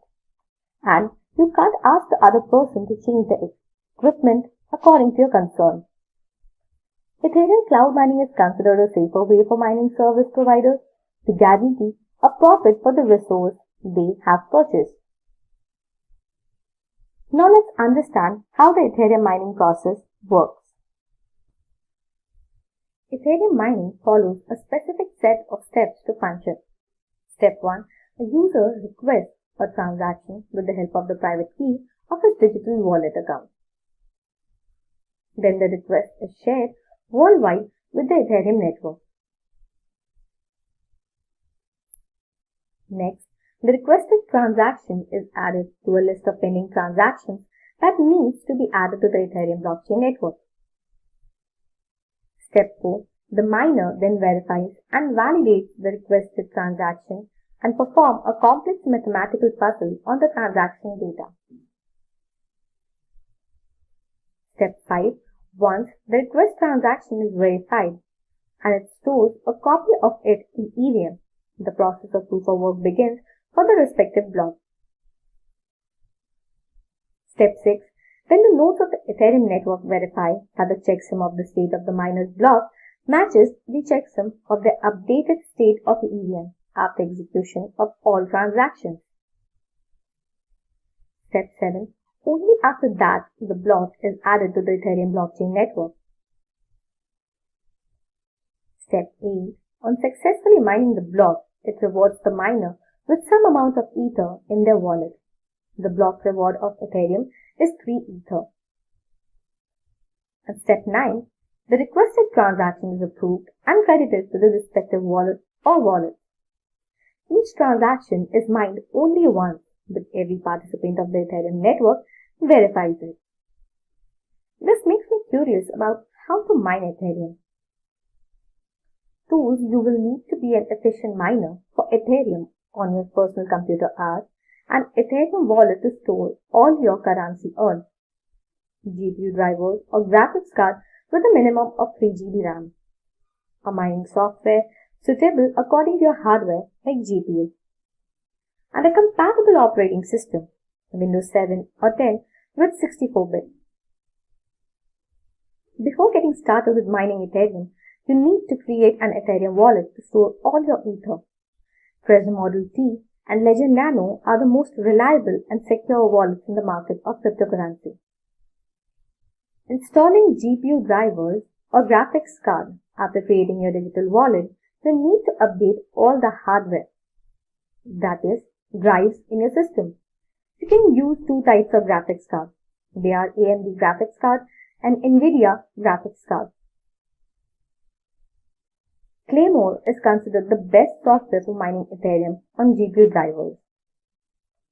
Now, we need to follow a few set of steps to get started with mining. Step 1. Download the latest version of Claymore Dual Miner for your operating system. The latest version is Claymore 11.0. Step 2. Click on the latest version for Windows and download the zip file. Step 3. Extract the files of Claymore 11.0 to a folder on the desktop for easy access. Open the folder to have a look at the files. Step 5. Right-click on Start and then on the Edit option. Step 6. Edit the start.txt file and add these lines. Step 7. Choose your desired pool from these recommendations. You can also find better search results than these according to your region. Step 8. Type in your pool address instead of mining pool address. Step 9. Save your start.txt file with your new updates. Remember, while saving, select Type as all files. And step 10. Once you save, click on the clay.bat file to begin mining Ethereum. Now let's explore, will the proof of stake transition fail proof of work? The newly introduced concept of Ethereum 2.0 roadmaps plans to upgrade to proof of stake consensus algorithm in which it will provide all existing miners of Ethereum network with a limited time to earn a return for their investment. This is expected to be launched by the end of 2021 or the starting of 2022. It was supposed to be launched by October 2020, but the history of delays regarding this upgrade is worth talking about. Nobody truly knows when Ethereum 2.0 will be completed and introduced to the crypto mining world. Now, when we know all about Ethereum mining, this makes me wonder if Ethereum mining is profitable. The profit of any crypto mining majorly depends on the cost of electricity in that particular area. As a rule, anything below $0.12 per kilowatt consumed in an hour is considered profitable. You can mine Ether and turn it into a vital source of income by analyzing these figures like hash rate of Ethereum, block reward, number of blocks per day, and the coin price of Ethereum. You can also use an Ethereum calculator to figure out your daily revenue, basing it on these factors. Or you can use this formula too. The predictions are made that the Ethereum price can rise and become more stable in the coming few years. So it is an excellent opportunity to invest in and save in Ethereum. In this video, we will explore Ethereum 2.0 and will go through some of the fascinating concepts and components revolving around it. So what is the Ethereum network? Ethereum is defined as a blockchain-based computing platform that enables its developers to build and deploy decentralized applications. Ether is the cryptocurrency for Ethereum, used to build decentralized applications, smart contracts, and make standard peer-to-peer payments. It tracks and facilitates all the transactions and makes sure they are cryptographically secure in the network. Ether basically acts as a fuel for the Ethereum network. So what is Ethereum 2.0? Ethereum 2.0 is a set of interrelated upgrades that will make the Ethereum network more secure, scalable, and sustainable. Multiple teams from across the Ethereum ecosystem have come together to work on these upgrades in Ethereum 2.0. Then, what led to the origin of Ethereum 2.0? With growing popularity, Ether and the Ethereum network has gotten more blocked by transactions. Currently, it is capable of handling 15 to 45 transactions per second, which is comparatively impressive, but it is not enough to handle all of Ethereum's users worldwide. Also, the high demand is affecting the driving up of transaction fees. Nodes power the Ethereum blockchain network, but currently its nodes are experiencing too much volume. Although the programmers working on the upgrade have claimed that making its nodes bigger wouldn't be practical. Ethereum 2.0 intends to make the network more scalable to handle all of the activities on the Ethereum network. That makes us wonder, what are the changes in Ethereum 2.0? The two significant changes that will come with the upgrade are adopting proof of stake and sharding. Adopting proof of stake, Ethereum blockchain implementations suffer from performance issues because they rely on a processing power intensive process known as proof of work to record and validate their transactions. The problem with proof of work's design is that it's very inefficient. Ethereum 2.0 will solve these issues by transitioning its blockchain to a more efficient proof of stake system. It will decrease the complexities faced by the network, leading to massive throughput gains for the whole network. Sharding is a process that intends to enhance Ethereum's efficiency and ability to scale. In the current version of Ethereum blockchain, all data that is added to the chain undergoes verification by all participating nodes. That means that the speed of its slowest participant limits the processing speed of the entire network. Sharding will increase the efficiency of the network resources by breaking data verification tasks among its set of nodes. And each of them will be responsible for validating and verifying just the data allotted to them. This will increase the network's overall capacity and make it much faster and efficient than its outdated version. So what is the current status of Ethereum 2.0 research? While Ethereum 2.0 has been in research and development since 2014, it has actually been making some progress. The Beacon chain went live in December 2020, introducing the staking concept, but still there is no official claim for the completion of this transition. The next phase is mainnet, merging the Beacon chain into the current Ethereum network. Mining Ethereum tokens will officially end in this phase, and staking will become the primary way to create new tokens in the Ethereum network. The last part of the transition is expected to unfold in multiple phases, like adding the shard chains to give the Ethereum blockchain network more capacity and efficiency to handle all of the demand and increase transactions per second. Although it has been a long road and there is still a good deal of uncertainty around the timing, the Ethereum developers do seem to be motivated and on their way to completing the whole transition. So, what is the future of Ethereum 2.0? If executed properly, this transition to Ethereum 2.0 could be a total game changer. It will create a modified network that could potentially process 1 lakh transactions per second, and a much more sustainable network without the energy-intensive mining process. And it will introduce smart contracts worldwide, increasing the Ethereum's network utility. Furthermore, Ethereum co-founder Vitalik Buterin once said that the issuance of new token should be highly reduced under Ethereum 2.0, which could increase its demand. Given all these factors, Ethereum 2.0 seems to hold a bright future for Ethereum blockchain network.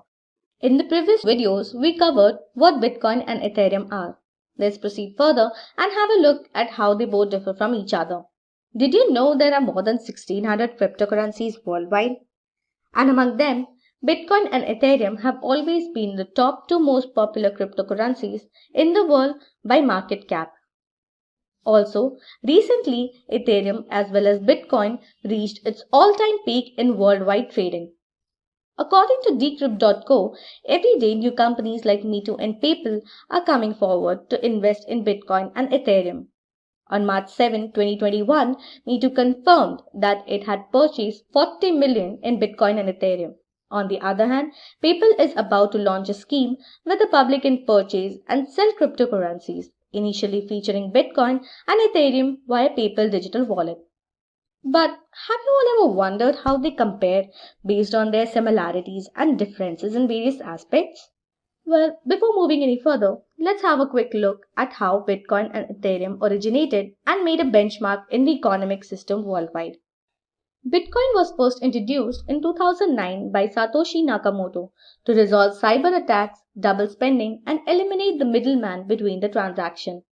It led the first revolution of digital money, which enables transparent and decentralized peer-to-peer transaction. On the other hand, Ethereum came into the picture years after Bitcoin. It was first introduced in the late 2013 by Vitalik Buterin. After that, it was very quickly and widely adopted because it offered a platform to build and run applications without any downtime, fraud, or interference of any third party. Ethereum serves as a computing platform that enables its developers to build and deploy their decentralized application. Now, let's move ahead and see the difference between them which make them compete with each other in this economy. This video will cover individual aspects for comparing Ethereum and Bitcoin's performance in that particular field. First, we will look into the introduction of Ethereum and Bitcoin. Then the algorithm they follow, the programming language, mining process of Ethereum and Bitcoin, monetary policy, transaction, and availability of these two cryptocurrencies. By time, Bitcoin has proved itself as a well-known cryptocurrency. However, Ethereum with different functionalities is giving a quite tough competition to Bitcoin. But before moving ahead, let's have an introduction to Ethereum and Bitcoin. Ethereum is a platform that builds immutable smart contracts, an application for its users without any centralized interference. For Bitcoin, it is an alternative to fiat money or physical currency. The main function of Ethereum is to provide its users or developers with a platform to build smart contracts using dApps or decentralized application. On the other side, Bitcoin only intends to be a medium of exchange of money and value stored in its blockchain network. Now let's get started and move towards the first comparison, which is algorithm. Ethereum uses the Ethash cryptographic algorithm for mining blocks in the Ethereum network. On the other hand, Bitcoin uses the SHA-256 hashing algorithm for mining blocks in the Bitcoin network. Ethash algorithm is mainly used during the proof of work function. Proof of work is a small piece of data that is difficult to generate but easy to validate and satisfies certain network requirements. SHA-256 algorithm helps Bitcoin users to protect all their sensitive data like private keys. Moving on, the programming language of Ethereum and Bitcoin. Ethereum uses Solidity. Solidity is a high-level programming language used by Ethereum for implementing smart contracts. But in terms of programming language, Bitcoin keeps it simple. Bitcoin uses C++ as its programming language. It is a stack-based programming language used to give Bitcoin software instructions on how to make transactions. As we have covered the algorithm and programming language of both cryptocurrencies, now let's take a look at the mining process of both. Mining is a process in which transactions made are validated and added to blockchain public ledger in blocks, and the people mining these blocks are called miners. Ethereum miners mine the unvalidated transaction using the proof of work method, but it aims to switch to proof of stake because it will make its network more immune to centralization, energy efficient, and stronger support for its shared chain. On the other hand, similar to Ethereum, Bitcoin miners also use the proof of work method to mine unvalidated transactions. This method is enough to function in Bitcoin network worldwide. Now let's proceed towards the monetary policy of both cryptocurrencies. But let's first understand what monetary policy is.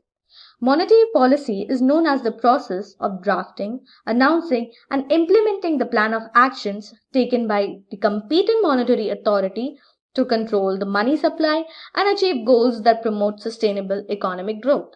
So, Ethereum's policy is defined by the reward paid out by its protocol.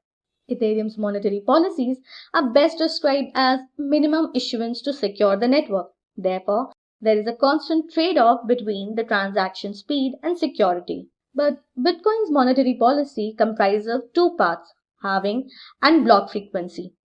Halving event is when the reward of mining Bitcoin is cut in half, and it also cuts the inflation rate.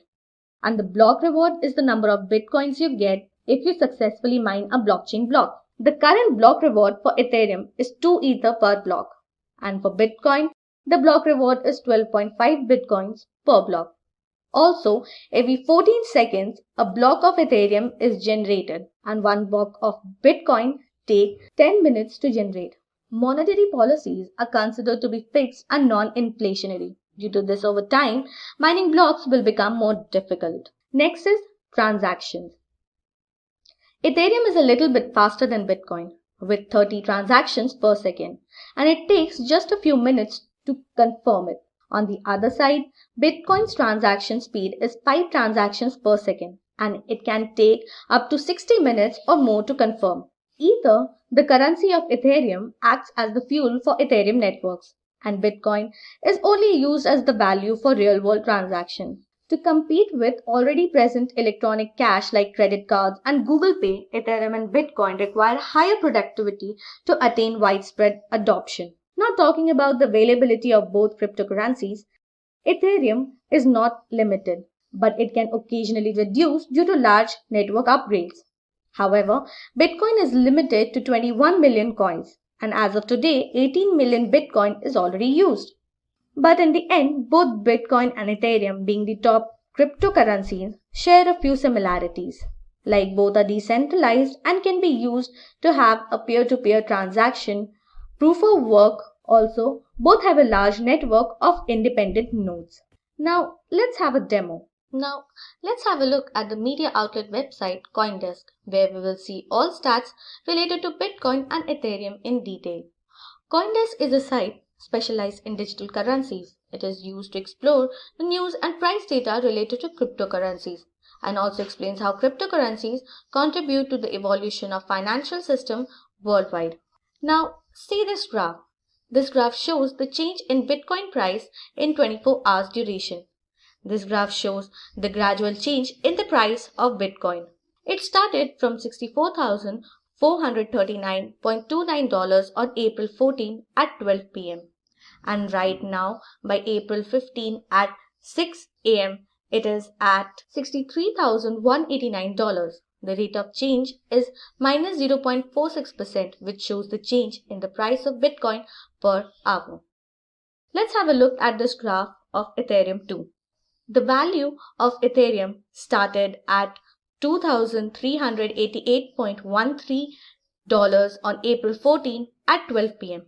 and the current status on April 15 is positive with a value of $2,442.37 with an increasing rate of 4.67%. Down below, we have a metrics table that shows the change between the starting and ending value of Ethereum, the total supply of a cryptocurrency in 24 hours, the total number of transactions that occurred, and the average transaction fee for all these transactions. Now, this graph shows the current status of cryptocurrency in USD dollars. We can also see its value according to any centralized currency like Euro or INR. This graph shows the constant trading change in the value of cryptocurrencies every moment. We can also access the data of trading from an hour to its lifetime. Recently, we all have been hearing about a cryptocurrency famously known as Dogecoin. But what exactly makes it so different from others that almost every person is talking about it? So let me tell you that Dogecoin is an altcoin and an almost sarcastic meme coin that serves as a peer-to-peer open source cryptocurrency. Well, that's not enough. So let's dive down and understand the concept of Dogecoin more precisely. But before starting, let's have a look at why is it in the news. Since the beginning of the year 2021, Dogecoin has surged more than 950% from less than half a penny to more than 5 cents per Dogecoin. Then Elon Musk, CEO of Tesla Incorporation, took his interest in it and tweeted, "Too much concentration is the only real issue for cryptocurrency, making the owner of the Dogecoin wallet a subject of attention." Later on, other celebs like Snoop Dogg also started taking an interest in Dogecoin and started tweeting and promoting it on social platforms, which made Dogecoin climb to a peak of 8.2 US cents and market capitalization of $10 billion. In this video, we will come across the following topics. First, we will see the origin of Dogecoin, and then we will understand what is Dogecoin, how does it exactly works, and then we will see what led to the growth of Dogecoin. What are the areas of uses of Dogecoin? Then we will figure out what is the current value of Dogecoin today. And lastly, how can we buy it? Let's start with the origin of Dogecoin. Dogecoin was invented by two software engineers, IBM engineer Billy Marcus and Adobe engineer Jackson Palmer. Did you know that they never even met before combining the two most significant phenomena of the year 2013, Bitcoin and Doge? Well, now let's move ahead and see what is Dogecoin.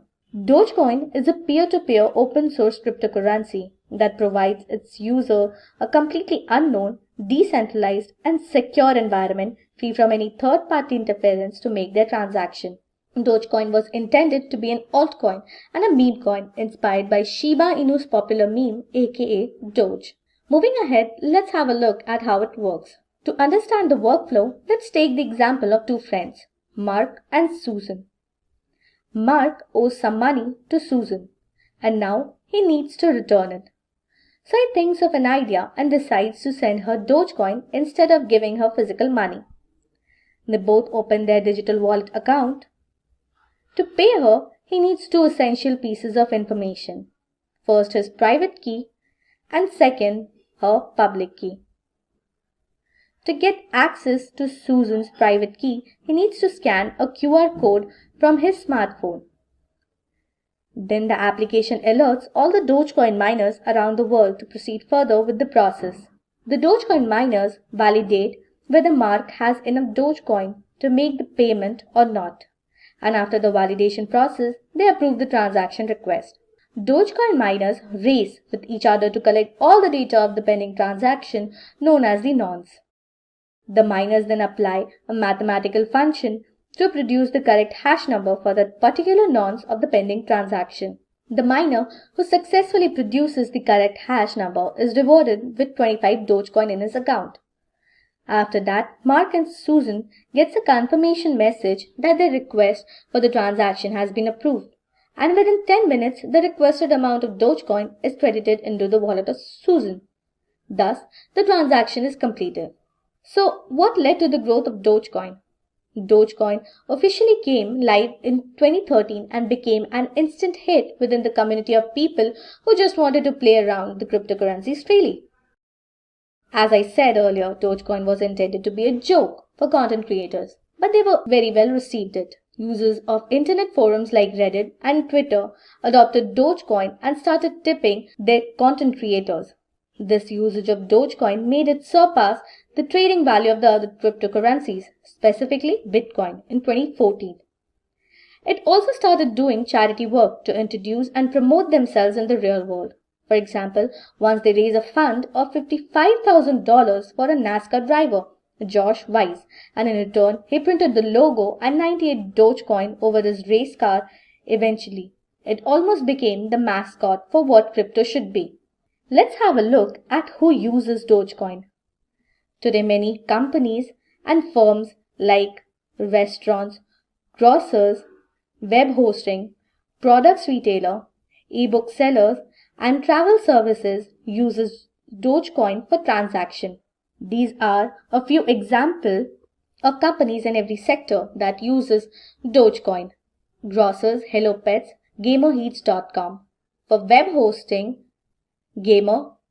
For products retailer, Meltdown and Nordex. Ebook seller, Cornell.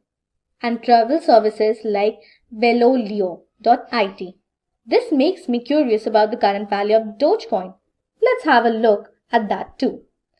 According to the market cap today, the current value of Dogecoin is 0.059357 USD with a trading volume of $16 billion. The circulating supply of this cryptocurrency is 129 billion Dogecoins and the max supply of Dogecoin is not available. How can we buy Dogecoin? So to buy Dogecoin, we will have to follow a few steps. Step 1. Open a digital wallet. Buy Your Coin is considered a perfect application for trading cryptocurrencies. Step 2. Register your account. Step 3. Complete your profile KYC by providing your identity and address proof like Aadhaar card. Step 4. Add your bank account details. Step 5. Secure your account by creating a convenient trading PIN that is only accessible by you. And step 6. There you go. Now you can start trading. That is all about Dogecoin.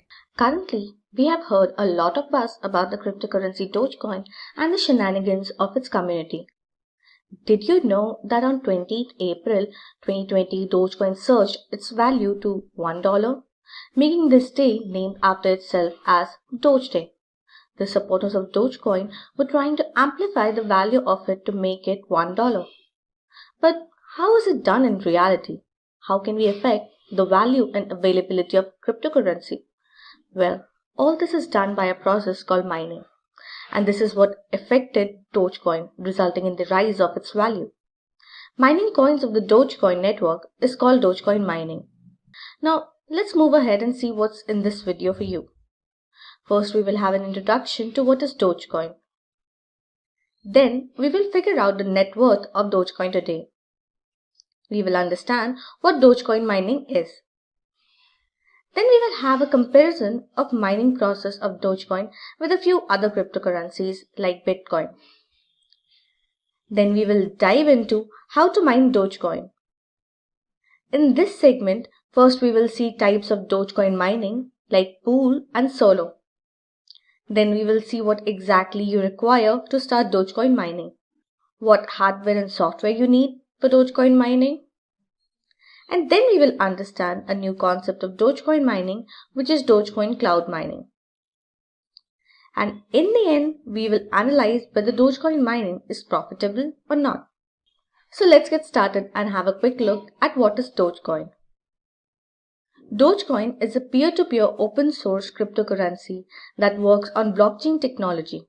Also, it provides its users a completely unknown, decentralized, and secure environment free from any third-party interference to make their transactions. Dogecoin uses cryptography to secure all its transactions. This makes me curious to know what is the net worth and availability of Dogecoin today. According to market cap, today the current value of Dogecoin is 0.266247 USD dollars. The circulating supply of this cryptocurrency is 127 billion Dogecoin. So that brings us to what is Dogecoin mining. Dogecoin mining is a process of validating the data blocks of transactions by solving a complex mathematical problem and adding them to the Dogecoin network. Each confirmation of transactions adds a new block to the Dogecoin network. Miners perform this process. Dogecoin miners are a community of people who perform complex mathematical solutions on the transactions for mining Dogecoin. That makes me wonder what the difference between Dogecoin mining and other cryptocurrencies mining process. Let's have a comparison between Dogecoin mining and the Bitcoin mining process. We will be comparing these crypto mining based on these factors. First, algorithm.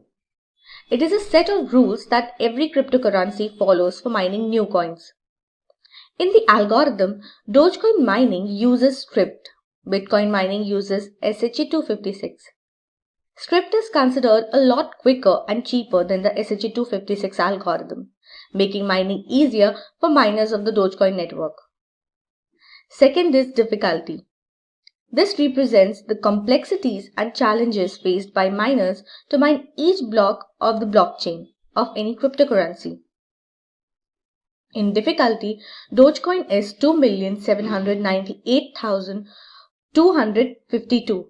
Bitcoin is 3,511,60,552,899.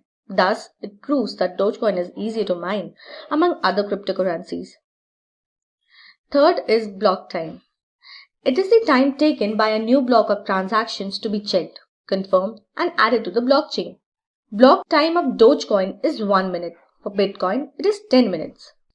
And at fourth and fifth, we have reward per block and per block USD. It is the amount in USD to the miner for each block added to the network. Block reward for Dogecoin is 10,000 Dogecoins per block, which in USD is 27.36 Dogecoins. For Bitcoin, it is 12.5 Bitcoin per block, and in USD, it is 86,391.63 Bitcoins. Moving on, finally, we have reached the most crucial point of this video. Now we will have a look at how to mine Dogecoin. Dogecoin can be mined in two ways. The first one, Dogecoin pool mining, and the second is solo mining. A Dogecoin pool is a group of people who share their computing power to mine Dogecoin transaction data and get rewarded by equal share after confirming the transaction. Solo mining is when only one person does all the work of mining and confirming transactions. The reward is awarded only to that person after confirming the transaction. Let's have a thorough discussion of the difference between Dogecoin pool mining and solo mining. In Dogecoin pool mining, you have to mine as a part of it and pay fees. In Dogecoin solo mining, you don't need to pay any fees and you mine all by yourself. Also, in pool mining, you will only get a part of the reward earned by the pool. But in solo mining, the total reward earned will be received by you only. As in pool mining, many people work together, so they mine blocks more often. And on the other side, solo mining could take a lot of time before one mine their first block. In pool mining, it takes less time to confirm a transaction as you work as a part of the pool community. On the other hand, in solo mining, it can take much longer to confirm a transaction as you do all the work and there is a lot of competition. So this was all about Dogecoin pool mining and solo mining. Let's proceed further and see what we need to start mining Dogecoin. But before we start mining, we will have to make sure that we have these things with us. A PC with any operating system like Windows, Linux, Ubuntu, etc. A good internet connection, and a digital wallet to store the Dogecoins you mine. Which hardware and software can we use for Dogecoin mining?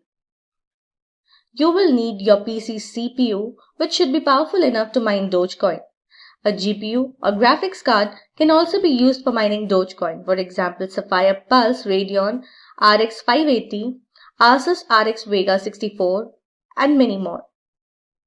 Stripped ASIC miner is programmed to mine Script-based cryptocurrencies like Dogecoin, like Bitmain Antminer L3, BWL21 Script Miner, etc.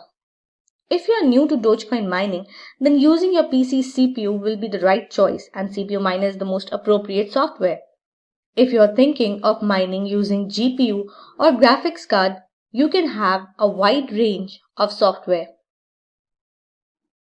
Some of the best software is CUDA Miner, which works perfectly with NVIDIA products, CG Miner, which works with most GPU hardware, and Easy Miner is considered suitable for beginners. Stripped ASIC miners are considered to be very powerful hardware, and multi-miner is excellent with this hardware. Moving ahead, let's understand what Dogecoin cloud mining is. Dogecoin cloud mining is a mechanism to mine Dogecoin using rented data centers without installing any hardware and related softwares. It allows people to take an interest and participate in Dogecoin mining at a very low cost, making Dogecoin mining accessible for a broader range of people worldwide. Since the Dogecoin mining process uses the cloud, it reduces equipment maintenance or direct energy cost. This whole concept of Dogecoin mining brings me in front of one question. Is Dogecoin mining profitable? Dogecoin mining profitability can be analyzed based on power consumptions, hash rate, and cost. The Dogecoin mining calculator is used to make it simple in this calculator. The default value for the latest Dogecoin mining hash rate and latest Dogecoin difficulty target is pre-loaded for better results. Dogecoin mining's reward is $44,44,412.25 per year, that is 14 million Doge per year. The block time for Dogecoin is 1 minute, which means the supply of Dogecoin will never go down. After deducting mining power costs and mining fees, the final daily Dogecoin mining profit is $22.53 Dogecoin to USD with a profit margin of positive 81.72%. Also, I think Dogecoin mining is fun. So that is all about Dogecoin mining. We covered what Dogecoin is, its value today, and understood Dogecoin mining and its concepts in the previous two videos. Now let's proceed further and look at how to create a Dogecoin wallet and how to use it. Let's get started. What is Dogecoin? Dogecoin is a peer-to-peer open source cryptocurrency that works on a blockchain technology. Also, it provides its users a completely unknown, decentralized and secure environment free from any third-party interference to make their transactions. Dogecoin uses cryptography to secure all its transactions. Now let's proceed further and have a look at the process of how to buy Dogecoin. You can buy Dogecoin by following these steps. Step 1. Create a Dogecoin wallet. Step 2. Locate your specific Dogecoin address, which is a long array of characters that starts from capital D followed by any other capital character or any number. And step 3. Find a source that sells Dogecoin. And voila, buy Dogecoins. So that brings us to what is Dogecoin wallet. A Dogecoin wallet is something where you can store, receive or send Dogecoins. Technically, it is very similar to a real live wallet. Dogecoin wallet consists of its public and private key, connecting it to the distributed ledger over the Dogecoin network. You can use your wallet's public key, which also functions as your coin address, for your bank account number for Dogecoin, where anyone can track the transactions made by maintaining the anonymity of the users. The private key of your wallet is used to approve transactions in the ledger. Your wallet's public key is used to receive Dogecoins from other users. On the other hand, your wallet's private key is only used to send Dogecoins to other users in the network. So what are the types of Dogecoin wallet? Dogecoin wallet is of two types: digital Dogecoin wallet and physical Dogecoin wallet. Digital Dogecoin wallet is accessible through the web, and you can also download it according to your handset or operating system. On the other hand, physical Dogecoin wallets are pretty expensive and less accessible. So moving on, let's see how to create a Dogecoin wallet. To create a Dogecoin wallet for yourself, you will have to go through the following steps. Step 1. Choose the correct wallet. Dogecoin Core Wallet and Multi-Doge Wallet have been created and are maintained by the developers team of Dogecoin. Here, we will be using the Dogecoin Core Wallet as reference. Step 2. Download and install the Dogecoin wallet in your handset. You can also use the official website of this wallet for your Windows. And step 3. Open the Dogecoin wallet application and verify your Dogecoin wallet address. And that is it. It is this easy to create and have your Dogecoin wallet. Now, when you have your Dogecoin wallet in your hand, let's see how you can use it.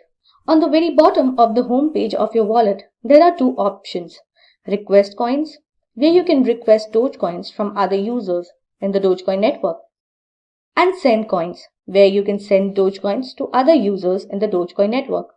To receive coins, first click on the Request Coins button. Second, enter the required number of coins you want to request. And third, have the below generated barcode scanned by the user you wish to request the amount. Now to send coins, first type the Dogecoin wallet address to whom you want to send Dogecoins. Enter the required amount you wish to send to that user. And third, click on Send. And there you go. Now you can use your Dogecoin wallet whenever and wherever you want. This makes me wonder, why is Dogecoin so popular? Despite being in tough competition with other strong cryptocurrencies like Bitcoin, Dogecoin has never missed an opportunity to be in the limelight. Dogecoin's popularity is mainly attributed to its vast and dedicated community.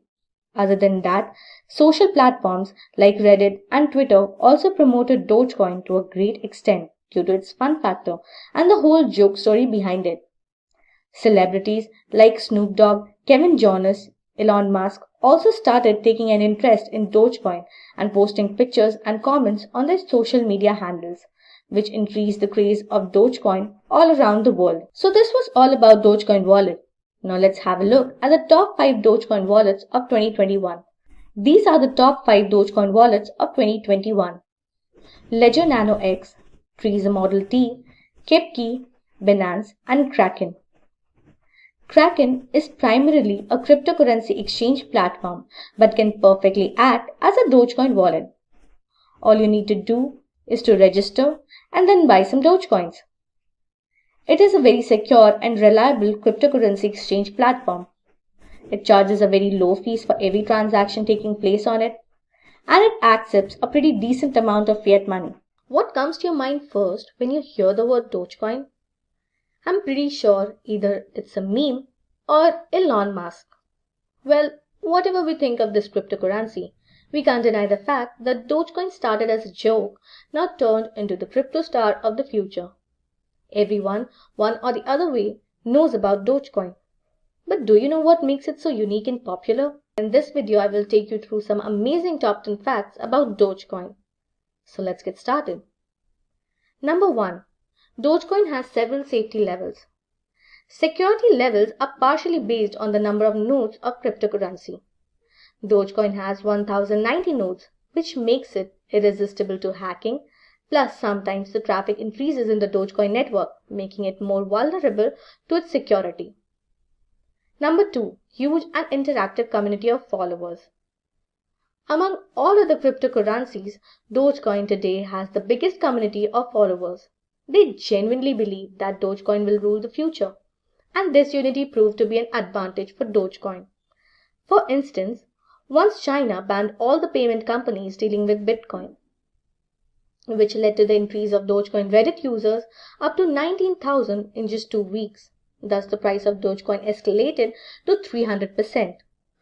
Dogecoin's followers provide full support to Dogecoin and act in unity to try every bit to make it more popular and grow. Once they raised a fund of $55,000 for a NASCAR driver, John Weiss, who in return covered his entire car with Dogecoin and Reddit alien images. Such a beautiful family. Number 3. Dogecoin is the easiest to buy. The platform for cryptocurrency exchange provides the most convenient ways to buy Dogecoin. All you need is to create a digital wallet, which can be done on any cryptocurrency exchange platform's official website, and choose a reliable exchanger like Kraken or Coinbase. And you will also need some Bitcoins to exchange it with Doge. That's it. It is this simple to trade Dogecoin. Now you can get rolling with buying Dogecoin. Number 4. Dogecoin wallet inspired by Lucky Coin. Dogecoin was based on Lucky Coin, as both of them use the script language. To make Dogecoin more ridiculous, Palmer and Marcus added a weird feature to the Dogecoin wallet, stating that its miner could receive either 0 or potentially thousands of free coins to produce new blocks inspired by one of the quirky features of Lucky Coin. After a while, they changed the block reward to a fixed number of 10,000 to make it more feasible. Well, I think Dogecoin needs to be a little different from these cryptocurrencies, as it holds a different history of origin and growth. To maintain the faith of its community, it needs to upgrade itself a bit. Number 5. Largest circulating supply of the coin. Dogecoin in the crypto market holds the position of the largest circulating supply of coins. Since both the founders of Dogecoin wanted it to be a ridiculous joke, they thought of generating as many Dogecoin units as possible. Therefore, they ended up making a circulating supply of 127 million Dogecoin, which is relatively higher than the volume of other cryptocurrencies like Bitcoin or Ethereum. Till today, almost 113 billion Dogecoins are already mined. Every day, 10,000 new Dogecoins are released in block rewards. Every minute, roughly 14.4 million new Dogecoins entering into the circulation every day. Therefore, 5.2 billion Dogecoins per year. Dogecoin mining process is one of the fastest. At least 98.9815 Dogecoin can be mined every day. Dogecoin uses script encryption, which cannot be harvested using ASICs, making it easier and faster to mine other than cryptocurrencies like Bitcoin. Also, the block rate is 1 block per minute. This provides an excellent opportunity for miners to mine more blocks and earn as many block rewards as possible. A miner can make at least 10,000 Dogecoins as a block reward. Number 7. Market capitalization over $435 million. When Dogecoin was first introduced to the crypto world, it was supposed to be taken as a joke, but the people very well received it. This led its more value than 435 million by 2017. I don't know about others, but this value of money is a lot. Imagine if you had invested 1,000 on Dogecoin in January 2017 and then sold it all after a month. Do you know how much money you would have earned? Almost $22,000. Today, the market cap worth of Dogecoin is $70 billion, making it the 4th most valued coin. Number 8. Huge fan following in the entertainment world. Dogecoin seems to have gained a lot of popularity among celebrities like Snoop Dogg, Kevin Jonas, Gene Simmons, and Elon Musk. Recently, Kevin Jonas, the eldest Jonas brother, posted saying all I was saying Doge, showing his interest in Dogecoin. Gene Simmons from the classic rock band Kiss also made a massive revelation that he owns 6 figures worth of Dogecoin. Well, some have been posting funny pictures or comments to promote this crypto over social media, and some have been trying to change the perception of people for Dogecoin. Number 9. Widely represented on social media. Dogecoin has been widely represented on social media since its origin. Platforms like Reddit and Twitter adopted Dogecoin in its initial days and started promoting it by tipping Dogecoin to their content creators, which turned out to be a massive success for Dogecoin. Dogecoin began to catch the attention of every user on these platforms. I feel Twitter has been a slam book for Dogecoin, as every day one or the other person tweets about Dogecoin there. Later, other platforms like TikTok also started developing their interest in Dogecoin. In summer 2020, TikTok introduced a Dogecoin challenge to encourage people to invest in Dogecoin. Number 10. Elon Musk, the flag bearer of Dogecoin. When Dogecoin is mentioned, how can we not talk about Tesla CEO Elon Musk? But the question is, what makes him love Dogecoin so much? Recently, one of his followers tweeted and asked him, "Why do you love Doge so much?" He reacted that he loves dogs and loves memes. He has been so active with Dogecoin by constantly tweeting about it. His first tweet was Doge to the moon, which grabbed the attention of both the followers of Elon and followers of Dogecoin. This led to the overnight increase in the price and popularity of Dogecoin. Later, he posted a still from Lion King movie, which with his face in place of Rafiki holding Simba with the face of Dogecoin, stating that he will always have Dogecoins back. His most recent tweet was on Wednesday, May 5, 2021, the Dogecoin father SNL May 8, which is a reference to both his constant tweets on Dogecoin as well as his appearance on Saturday Night Live on May 8, 2020. In the previous few videos, we learned about what Dogecoin is, and we also had a comparison between Ethereum and Bitcoin, in which we talked about their features and concepts behind the mechanism. But in this video, we will compare and contrast Dogecoin, Bitcoin, and Ethereum based on a few related concepts around these cryptocurrencies. It will help us understand the functioning of these top cryptocurrencies and will also let us figure out the individuality of each one of them. Dogecoin was intended to be an altcoin and a meme coin inspired by Shiba Inu's popular meme, aka Doge. But it was very well received by everyone in the crypto world, and today it is the fourth top cryptocurrency. Dogecoin is a peer-to-peer open source cryptocurrency that provides its users with a completely unknown, decentralized, and secure environment to make their transactions. Bitcoin led the first revolution of digital money in 2013. Bitcoin enables transparent and decentralized peer-to-peer transaction. Bitcoin is designed to be an alternative to national currencies and intends only to be a medium of exchange and value storage. It comprises of features like a public ledger, immutability, and high transparency, making it a great platform. Ethereum came into the picture years after Bitcoin. Ethereum offered a platform to build and run applications without any downtime, fraud, or interference of any third party.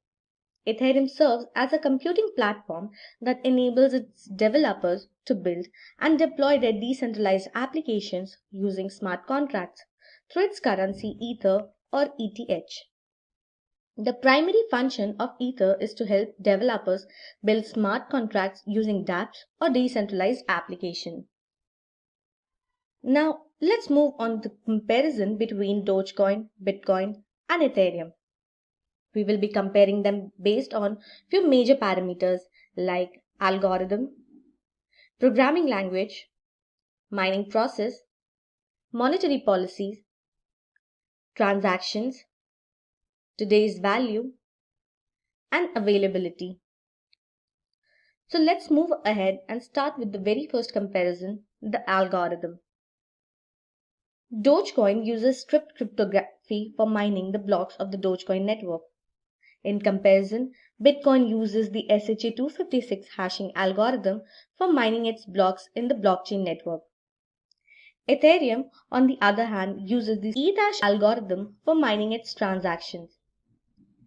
Strip language is a password-based key derivation function that is mainly used to avoid customized hardware attacks by raising the resource demands of the algorithm. SHA-256 algorithm helps Bitcoin users protect all their sensitive data like private keys or transaction details and help maintain the anonymity of the user for a much secure performance of transactions. E- algorithm is mainly used during the proof of work function. Proof of work is a small piece of data that is difficult to generate but easy to validate and satisfies specific network requirements. Moving on, the following comparison. Programming language. Dogecoin is considered to be an altcoin for Bitcoin. Both Dogecoin and Bitcoin use the same programming language, C++. It is a stack-based programming language used to give Bitcoin and Dogecoin software instructions on how to make transactions. On the other side, Ethereum uses Solidity, which is a high-level programming language used by Ethereum for implementing smart contracts. Now that we have covered programming language and the algorithm of these cryptocurrency, let's get to the following very important parameter, which is mining process. But before getting started with the comparison, first let's understand what mining is. Mining is a process in which transactions are validated and added to the blockchain public ledger in blocks, and the people mining these blocks are called miners. In terms of the mining process also, Dogecoin and Bitcoin use the same method to verify and validate the pending transaction in their networks, and that is proof of work. Although Ethereum miners also mine the unvalidated transactions using the proof of work method, it aims to switch to proof of stake because it will make its network more immune to centralization, energy efficient, and more vital support for shared chains. Now we have come to the following comparison, which is monetary policy. Monetary policy is known as the process of drafting, announcing, and implementing the plan of actions taken by the competent monetary authority to control the money supply and achieve goals that promote sustainable economic growth. Dogecoin's policy is defined by its block reward paid to its miners, whereas Bitcoin's policy is defined by two processes, halving and block reward. Halving event is when reward of mining Bitcoin is cut in half, and it also cuts the inflation rate. And the block reward is the number of Bitcoins you get if you successfully mine a blockchain block. And Ethereum's policy is defined as minimum issuance to secure the network. That is, there is a constant trade-off between the transaction speed and security. Dogecoin's block reward is 10,000 for mining one block. Bitcoin's block reward is 12.5 for mining each block, and which is set to get reduced to 6.25 by 2024. And Ethereum's block reward is 2 Ether per block. Dogecoin takes 1 minute to generate one block. Bitcoin takes 10 minutes to generate one block. And Ethereum generates one block every 14 seconds. Well, monetary policies are considered to be fixed and non-inflationary. Due to this, over time, mining blocks will become more complex. Now, moving on to the following comparison, which is transactions. Dogecoin is the fastest and can complete 70 transactions in 1 second and takes just 2 to 3 minutes to confirm a transaction. Bitcoin can complete up to 5 transactions in 1 second and takes 10 minutes or more than that to confirm one transaction. And Ethereum can complete 30 transactions per second and it takes just a few minutes to confirm it. Dogecoin is majorly used for tipping content creators on social platforms like Reddit and Twitter. Bitcoin is only used as a superior alternative for fiat money and is used primarily for real-world transactions. On the other hand, Ether, the currency of Ethereum, acts as the fuel for Ethereum networks. Now that we have covered all about transaction process of these cryptocurrency, let's have a look at the value of Dogecoin, Bitcoin and Ethereum in today's date. The value of Dogecoin on today's date is $0.2992. Bitcoin being the highest is 34,857.58. And Ethereum holds a value of $2,356.58. Now we have reached the last comparison of Dogecoin, Bitcoin and Ethereum, which is availability. The circulating supply of Dogecoin is 127 billion.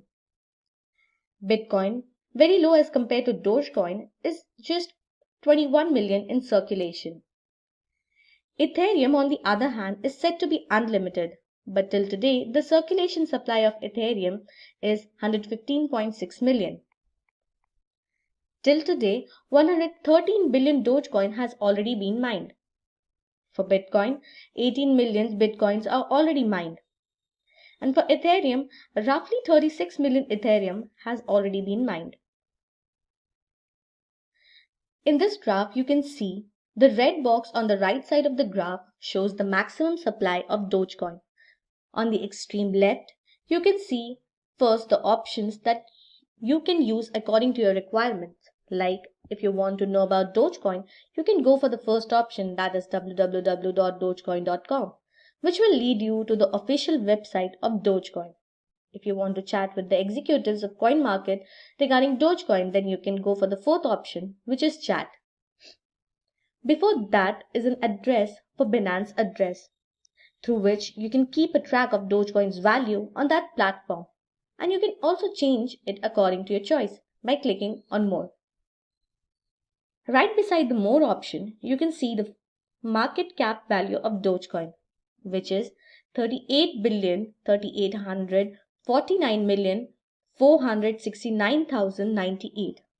It is the total value of Dogecoin in circulation. Beside the market cap option, you can see fully diluted market capitalization, which is 38,700,795,906. It is the capitalization when max supply of Dogecoin was in circulation. And on the right side, just before total supply, you can see the volume of Dogecoin, 1,779,417,647. It is the value of Dogecoin traded in 24 hours. Next is Bitcoin. Similar to Dogecoin, you can see the red box on the right side of the graph shows the maximum supply of Dogecoin. On the extreme left, you can see first the options that you can use according to your requirement.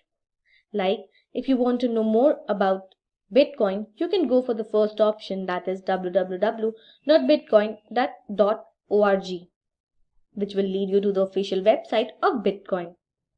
Right beside the More option, you can see the market cap value of Bitcoin, which is 651,713,010,753. It is the total value of Bitcoin in circulation. Beside the market cap option, you can see fully diluted market capitalization, that is 732,387,262,690.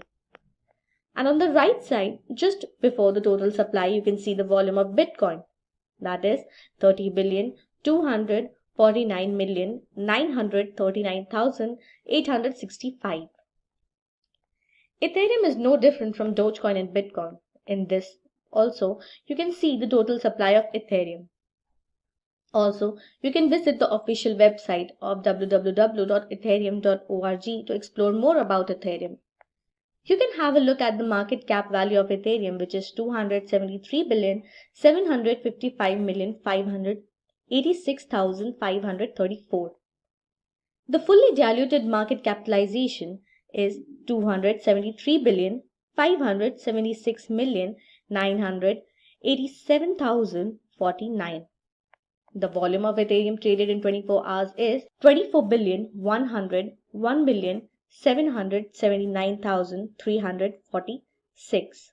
But in the end, all these top cryptocurrencies, Dogecoin, Bitcoin, and Ethereum, share a few similarities. Like, they all are decentralized.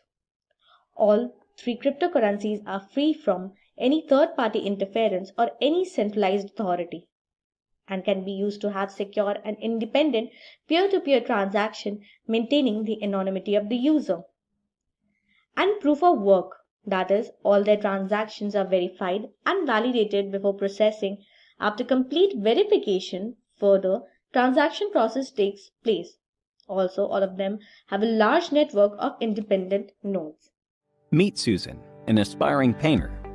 She wishes to conduct an online painting exhibition for all her digital artworks.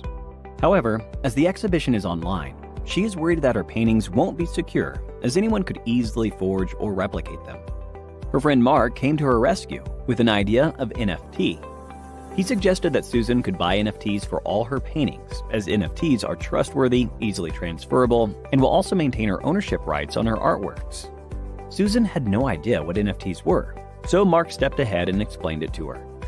NFTs turn your digital assets into one of a kind by creating a unique digital signature, which defines the ownership of your assets, and that can be bought and sold for real money, cryptocurrency, or any other asset, like a non-fungible token, aka NFT. Non-fungible tokens means that they are not interchangeable, and each of them represents unique assets owned by a specific person. On the other hand, fungible tokens are interchangeable and can be divided into smaller units to form the same value. For example, a $100 bill is fungible, as you can exchange it with 5 $20 bills or 2 $50 bills. But the painting of the Last Supper is non-fungible, as it cannot be generated in bulk. Even if it is copied, it will not be authentic. Each NFT contains distinguishable information like who owns the digital asset and who sold it, making them distinct and easily verifiable. As it is impossible to forge such a certificate, it will secure her painting's originality. After learning what NFT is, Susan was curious to know how exactly NFT works. NFT basically creates a blockchain-based digital certificate for your digital collectibles, including games, music, art, and many more. This certificate gives your artwork a unique identity. The underlying technology and the programming language used by NFTs are the same as other cryptocurrencies, such as blockchain and the programming language Ethash or Script. NFT majorly exists on Ethereum blockchain, a distributed public ledger that records all the transactions. However, NFT is quite different from these cryptocurrencies. Bitcoin and Ethereum are fungible tokens, which means if you trade Bitcoin or Ethereum for one another, you will have the same value or item in return, basically money. On the other hand, NFT is a unique token. Therefore, if you try to trade it, you may end up with something completely different in your hands. CryptoPunks is a remarkable example of NFT. It enables you to buy, sell, and store 10,000 collectibles with the proof of ownership being stored on the Ethereum blockchain. After exploring how NFTs work, Susan was convinced and bought NFTs for all her paintings. Due to this, her artworks were secured from any kind of forgery and also gave her artworks a particular value. This contributed to increased sales too, as everyone was easily able to buy the artwork without any fear. All in all, her exhibition was a complete success.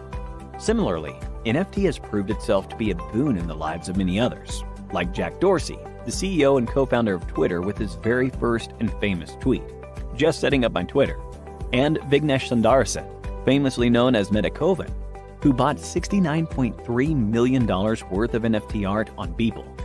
Owing to its increasing popularity, people are now willing to pay hundreds of thousands of dollars for NFTs. NFT has enhanced media exposure and special perks for aspiring artists like Susan on social media. This popularity of NFT creates new opportunities for new art platforms, motivating people to buy art from internet platforms and promoting copyright or originality of digital assets. So, here is a question for you. What makes any item non-fungible? A. Exchangeability. B. Unique digital signature. C. Tradability. D. Distributed public ledger. Please give it a thought and drop your answers in the comments section below. Many experts in the crypto industry say that around 40% of new crypto users will use NFTs as their entry point. As a result of its growing popularity, NFT could represent a more significant part of the digital economy in the future. In this video, we will explore about Shiba Inu coin and will go through some of really exciting concepts and components revolving around it. So how did the Shiba Inu coin originate? The Shiba Inu coin was created in August 2020 by an anonymous person calling themselves Ryoshi, an Indian. It was intended as an altcoin of Dogecoin, which itself was created as an altcoin of Bitcoin. And this meme coin has been named after the Japanese dog breed Shiba Inu. It feels like the Shiba Inu coin was willed into existence and is now insanely popular among major crypto exchanges through the power of its following crowd, memes, and a very cute dog. Now we know how it originated, so let's have a look at what is Shiba Inu coin. Shiba Inu coin is a decentralized community building cryptocurrency, or we can say an experiment developed within the Shiba Inu ecosystem and built on top of the Ethereum blockchain network, like many other coins. It is a meme coin launched as a rival of Dogecoin or Doge Killer. Both Dogecoin and Sheepcoin were made in a humorous manner, but Sheepcoin has already taken over some Dogecoin markets, attracting a lot of attention and rising as a popular choice among investors, especially after such market crash of cryptos like Bitcoin and Ethereum. But what is the difference between Shiba Inu coin and Dogecoin? Although both Shiba Inu coin and Dogecoin are meme coins and share the same tree of origin, both of them differ a lot from each other at the same time. And the very first difference between them is the Sheepcoin is a token and Dogecoin is a currency. Let's have a look at more of those major differences like this. First is development. Shiba Inu coins or sheep coins are built on and powered by the Ethereum network, while Dogecoin has been developed using the same technology as Bitcoin. Then is use cases.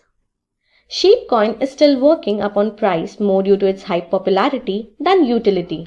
But on the other hand, Dogecoin has already established itself to some extent as a medium of online payments. Then is value. According to CoinMarketCap, the current value of Sheepcoin is $0.000007378 and that of Dogecoin is $0.261711. And at last, availability.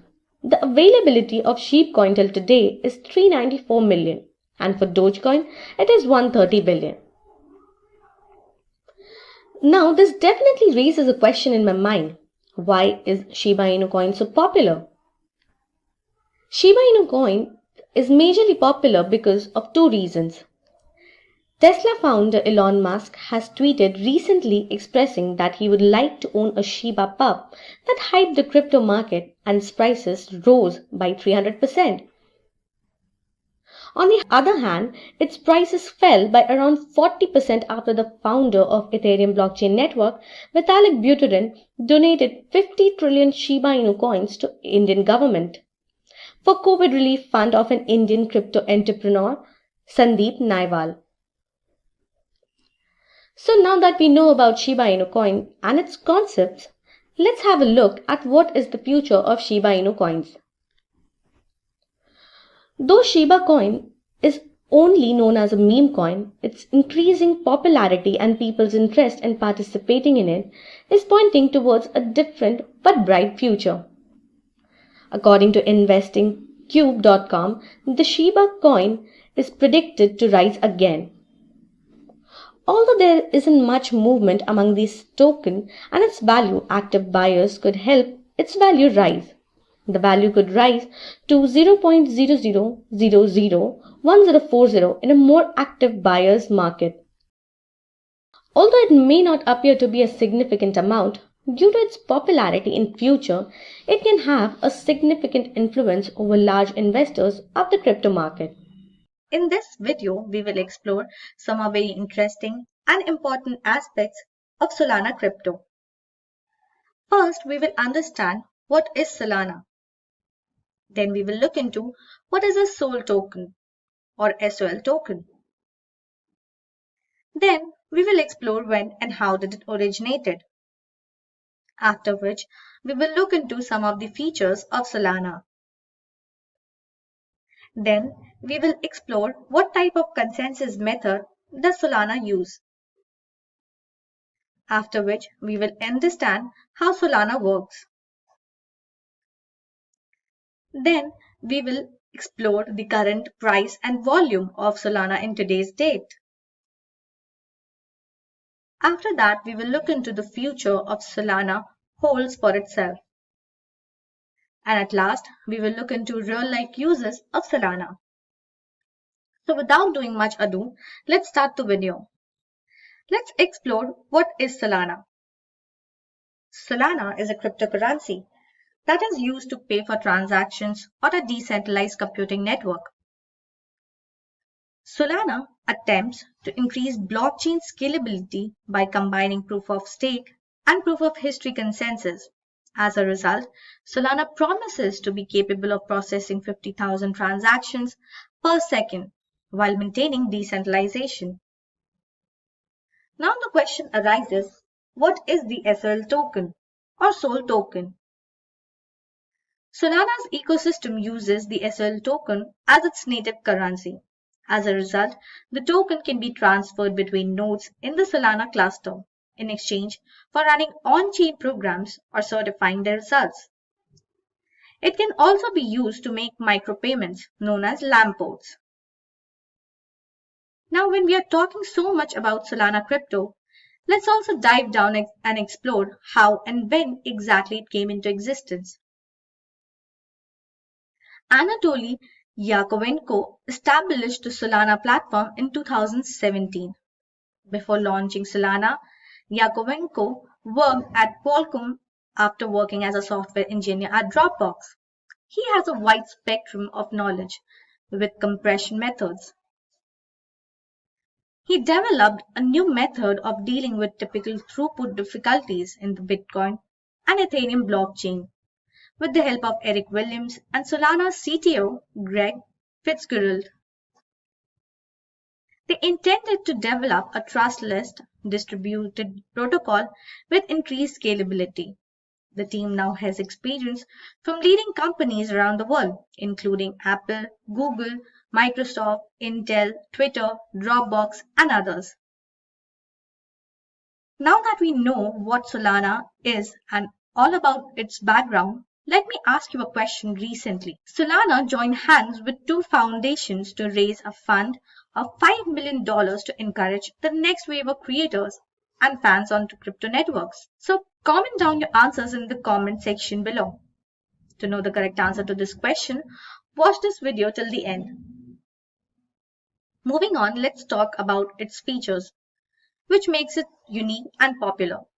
Scalable. Solana uses proof of history and a number of other groundbreaking features to allow the network to scale at the rate of Moore's law.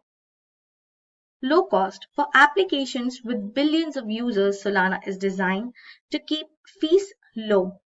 So you will never have to worry about rising fees as your user base grows. Composable. The single global state of Solana guarantees project composability. Multiple shards and layer 2 systems should never be dealt with. So we have heard a lot of references to proof of history. But what exactly is it? That we will discuss within the type of consensus method Solana uses. The Solana network, which has 200 physically different nodes, can handle a throughput of more than 50,000 TPS. When using GPUs, is one of the most performant permissionless blockchain. Unlike Bitcoin, which employs the proof of work algorithm as the system's decentralized clock, Solana uses the proof of history technique. You can use proof of history to construct historical records that verify an event occurred at a given point in time. This algorithm is a verifiable delay function with a high frequency. This function requires a specific number of sequential steps to evaluate.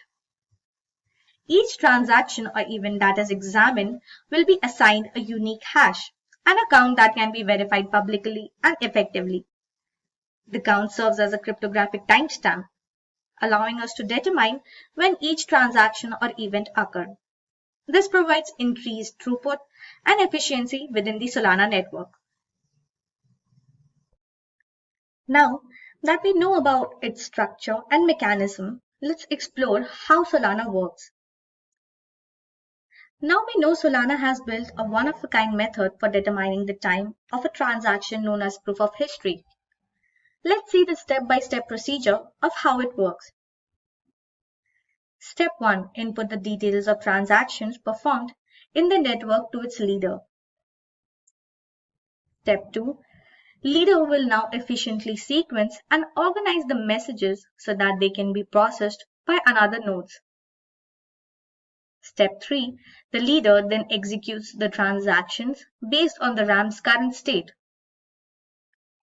Step 4. The completed state's transactions and signature will then be published by the leader to the verifiers or replication nodes. Step 5. If the state receives confirmation, the verifiers will perform the same transactions on their copies of the state and publish their signatures. And at last, step 6, the consensus process will then use the published confirmations as votes. Now that we know everything about Solana, let's have a look at the price and volume of Solana according to market capitalization.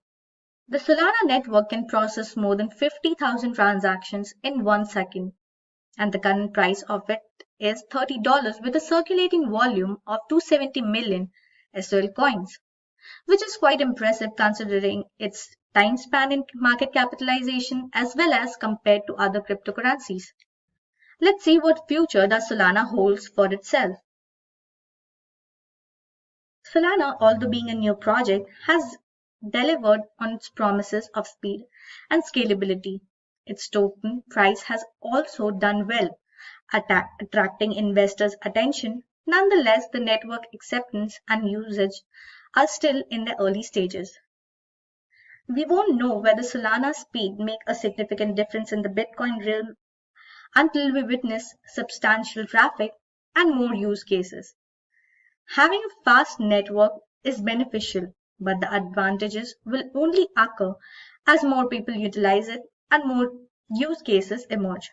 Real-life uses of Solana: Serum, Radium, Bonepida, Orca, Oxygen, and Phantom Wallet are some of the recent projects that Solana is working with. Well, this is all about Solana crypto.